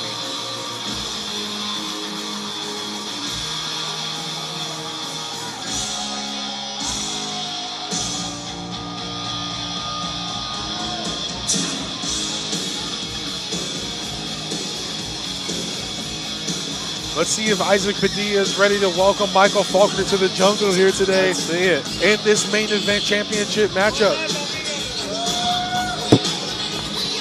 We have El Padrino yelling at El Segundo right now for laughing at him when he was running around the ring. So we're all having fun in here today.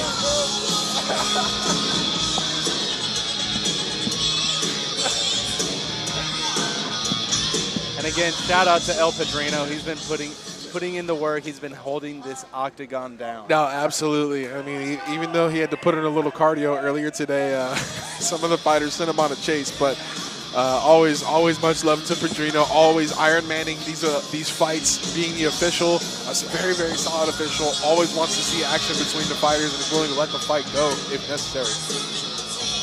And again, shout out to Brandon. He's put together a phenomenal card. No, absolutely. Vigilant brings out the best fighters every single time. Absolutely. To put on the best card, and you've seen it here firsthand tonight. No, absolutely. It's something that's begun to be expected of Vigilant MMA is these awesome matchmaking in between all the bouts. Front to back, we've had really, really great matchmaking all the way throughout the night. I mean, just talking about our co-main event alone, talk about 2 evenly matched competitors, very, very high level, high skill. And then back to our youth Muay Thai kickboxing title bout and the featured bout, 2 very, very even competitors, even in experience, in ability and skill. Great battles all the way through the card so far tonight, and we're looking at the next one here with Isaac Padilla making his way around the cage. I mean, the red corner, Michael Faulkner. Shouts to all of our fighters tonight that have not given up, that didn't quit, that kept pushing. Win or loss, they didn't give up, they didn't quit, they didn't forfeit. Shouts to all those fighters. No, absolutely, every single one of them. And talking about not quitting, the champ is here, ladies and gentlemen. Michael Faulkner, representing Gracie Apollo Beach, reigning, defending, undefeated, 145-pound Vigilant MMA champion with a perfect, untouched 5-0 record. We've seen him compete at Combat Quest 19, Combat Quest 23, and most recently he was at Combat Quest 24 when he defeated his opponent Sam Klapak with a rear naked choke just over 1 minute into the first round. Somebody who knows how to finish a fight and win some gold. Let's see if he can retain it again today. this absolute monster, Michael Faulkner. We were talking about him earlier today when we saw him yesterday at the media day, possibly in the best shape of his life. Just like you said, he could step right out of this ring and onto a bodybuilding stage in the physique he's in right now, with the shape he's in. I think we need to have him, Markevian Williams, and myself have an ab pose off right now. The little fellas might put you to shame, man. I don't know. I'm still a little beefy. Faulkner looks focused and ready to go here today in our main event for Combat Quest 29, emanating out of the Dallas Bowl here in Tampa, Florida.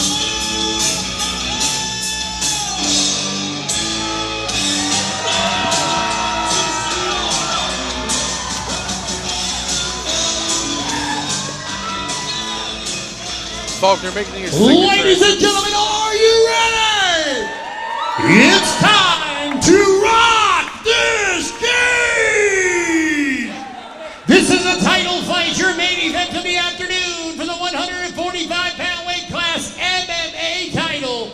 Your challenger, fighting out of the blue corner, with a win-loss record of 3-1 by way of the Coral Academy, it's Isaac Padilla!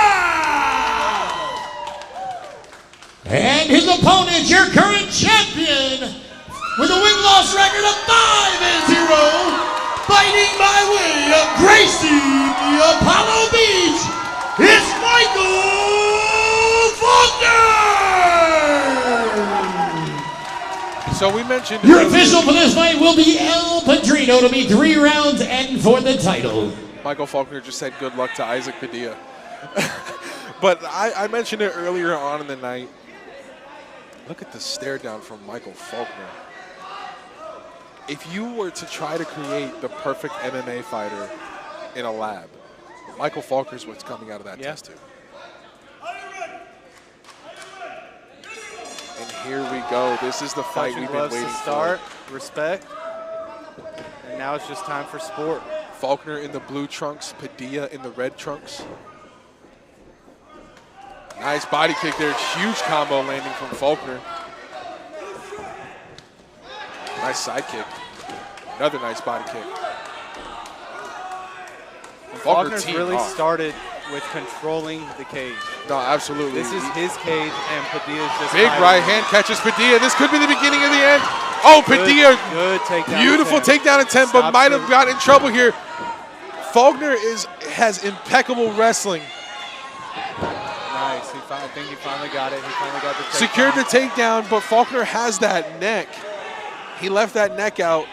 He's controlling the legs of Faulkner, so not in too bad of a position right now. Faulkner doesn't have that second hand cinched in. But Faulkner has really great wrestling skills. Let's see what he's able to do here against Padilla, trying to secure that leg. Beautiful job there from Faulkner, but it looks like Padilla turned into it. Faulkner on bottom tries to secure that guillotine, but doesn't have that right hand secured. And just to think that last minute sprawl there from Padilla to go for that takedown is kind of what saved him. It looked like he was getting really rocked in that cage, trying to take that back. And it looks like Padilla's more comfortable with the Padilla has that neck. This is a dangerous position here for Faulkner. That one's in tight. And this could be it here. Wow. And there's a tap from Faulkner. Padilla finished the fight. What an upset here at Combat Quest 29. I said it to start the fight that this was Faulkner's cage and Padilla was just fighting in it. Well, that's not the case anymore. This is Padilla's cage now. In the beginning of this fight, the way things were going, Faulkner was very, very firmly in control. Faulkner was winning that stand-up game. He had Padilla circling all the way around the cage, taking shots left and right, in command. Ladies and gentlemen, can I have your attention, please? And he was teeing off, and it was a beautiful Your winner at 1 minute and 48 seconds into the first round by submission, rear naked chokehold, and new champion, Isaac Padilla! Wow. What a way to cap out the night. And I mean, you saw in the replay, that takedown saved the night for Isaac Padilla. I mean, Faulkner was going to work. Isaac, let me tell you. Woo! That's a woo! Say it again, man. You're new champion, man. How's that feel? First of all, glory to God. Second of all, hey, Michael Faulkner, you're a tough motherfucker. Okay, I know maybe in the future we can run it back, but I wasn't expecting that. I felt really comfortable with my striking. Knew that was my strength, but he caught me off guard and I had to switch it up. I'm a complete fighter. I have wrestling, I have jiu-jitsu, I have everything. So I knew that even if he can take me down, I can outstrike him. Even if he outstrikes me, I can out-grapple him. I was ready for this. I was ready for war. I was mentally prepared for this shit. I deserve this shit. He earned Ladies and gentlemen, give it up for your new champion, Isaac Padilla. Wow. Just want to get an interview with my man Michael Faulkner over here, man. You're a hell of a fighter. It's not my first fight I've seen of yours. As a matter of fact, I was there when you won the title. Let me tell you what, you were scoring points, but man, he got you. How do you feel about it? Hey, it's a fight. You never know what's going to happen when you step in this cage. All respect to Isaac. He's a great fighter and a great person. I got caught in a bad position. I was trying to fight out of it. He had a really good grip on the choke, and that was it. But I felt like I held in the fight up until that point. I thought I was winning. I just got in a bad position. Are we going to do this again? Oh, yes. I'm not going to stop. I'll be doing this for a very long time. But I mean, you and him, we're going to do this again. You're going to try to get that belt back, right? Yes, mostly definitely. I know he wants it. We'll run it back. Today was just a bad night. I got caught, but it's all good. Ladies and gentlemen, stick around for 2.0 in this battle. I'm sure it's coming in the near future. Once again, ladies and gentlemen, on behalf of myself, Tsunami Teriyaki Grill, Evolution MMA, Parkside Cabinets, Battle Buds and Tea Time, as well as Vigilant MMA in the Dallas Bowl. Thank you for joining us for Combat Quest 29. And make sure you stay up to date on our website at vigilantmma.co for Combat Quest 30 right around the corner. Well, ladies and gentlemen, that's going to close out our July 4th rendition of Vigilant MMA. We had Brazilian Jiu-Jitsu. We saw kickboxing today. We saw MMA today. We saw boxing today. We have seen so much high skill, high display of combat sports. We put it on for you today in honor of the 4th of July weekend. What a way to close out the night. We had new champions crowned. We saw some new faces make their debuts. What a night it was from front to back, from the opening preliminary bout until the last bell of the main event. This was a great card put on by the promoter, Brandon Lee. Thank you again to him and for Vigilant MMA for having this event for us. Coming your way later this year, ladies and gentlemen, we have Combat Quest Road Trip 5 Combat Quest 30 coming to you on August 19th in Fort Myers, Florida. We'll be coming back to Tampa on September 23rd for Combat Quest 31.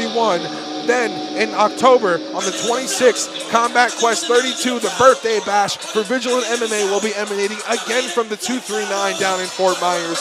Then we're coming back to Tampa to celebrate Veterans Day for Veterans Melee Combat Quest 23 on my birthday nonetheless, 11/11. What a treat that I get to be here for some combat sports. And again, December 3rd, we're going to close the year out with our annual seasons beatings. We're going to be back down in the 239 Fort Myers area. Remember, ladies and gentlemen, vigilantmma.co, that is vigilantmma.co to get tickets and pay-per-view information. Make sure you go visit us on Facebook at Vigilant MMA LLC, as well as Vigilant_MMA on Instagram. You can get information there as well. Otherwise, ladies and gentlemen, this has been an explosive night. These fights have literally produced fireworks here in the building here today. It has been an absolute pleasure to call it from front to back. My name is El Segundo Luis Soto, signing off alongside the Fatty Daddy Superstar Juice James. Remember, everybody, stay safe this holiday, enjoy your family, but above all, stay vigilant. Have a good night.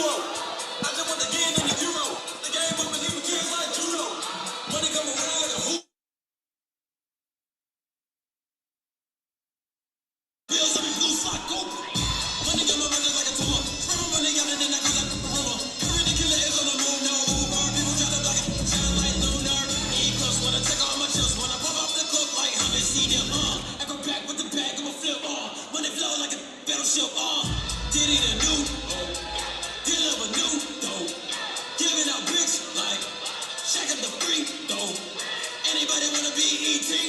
Man, y'all can't see me. Out of my league, you pee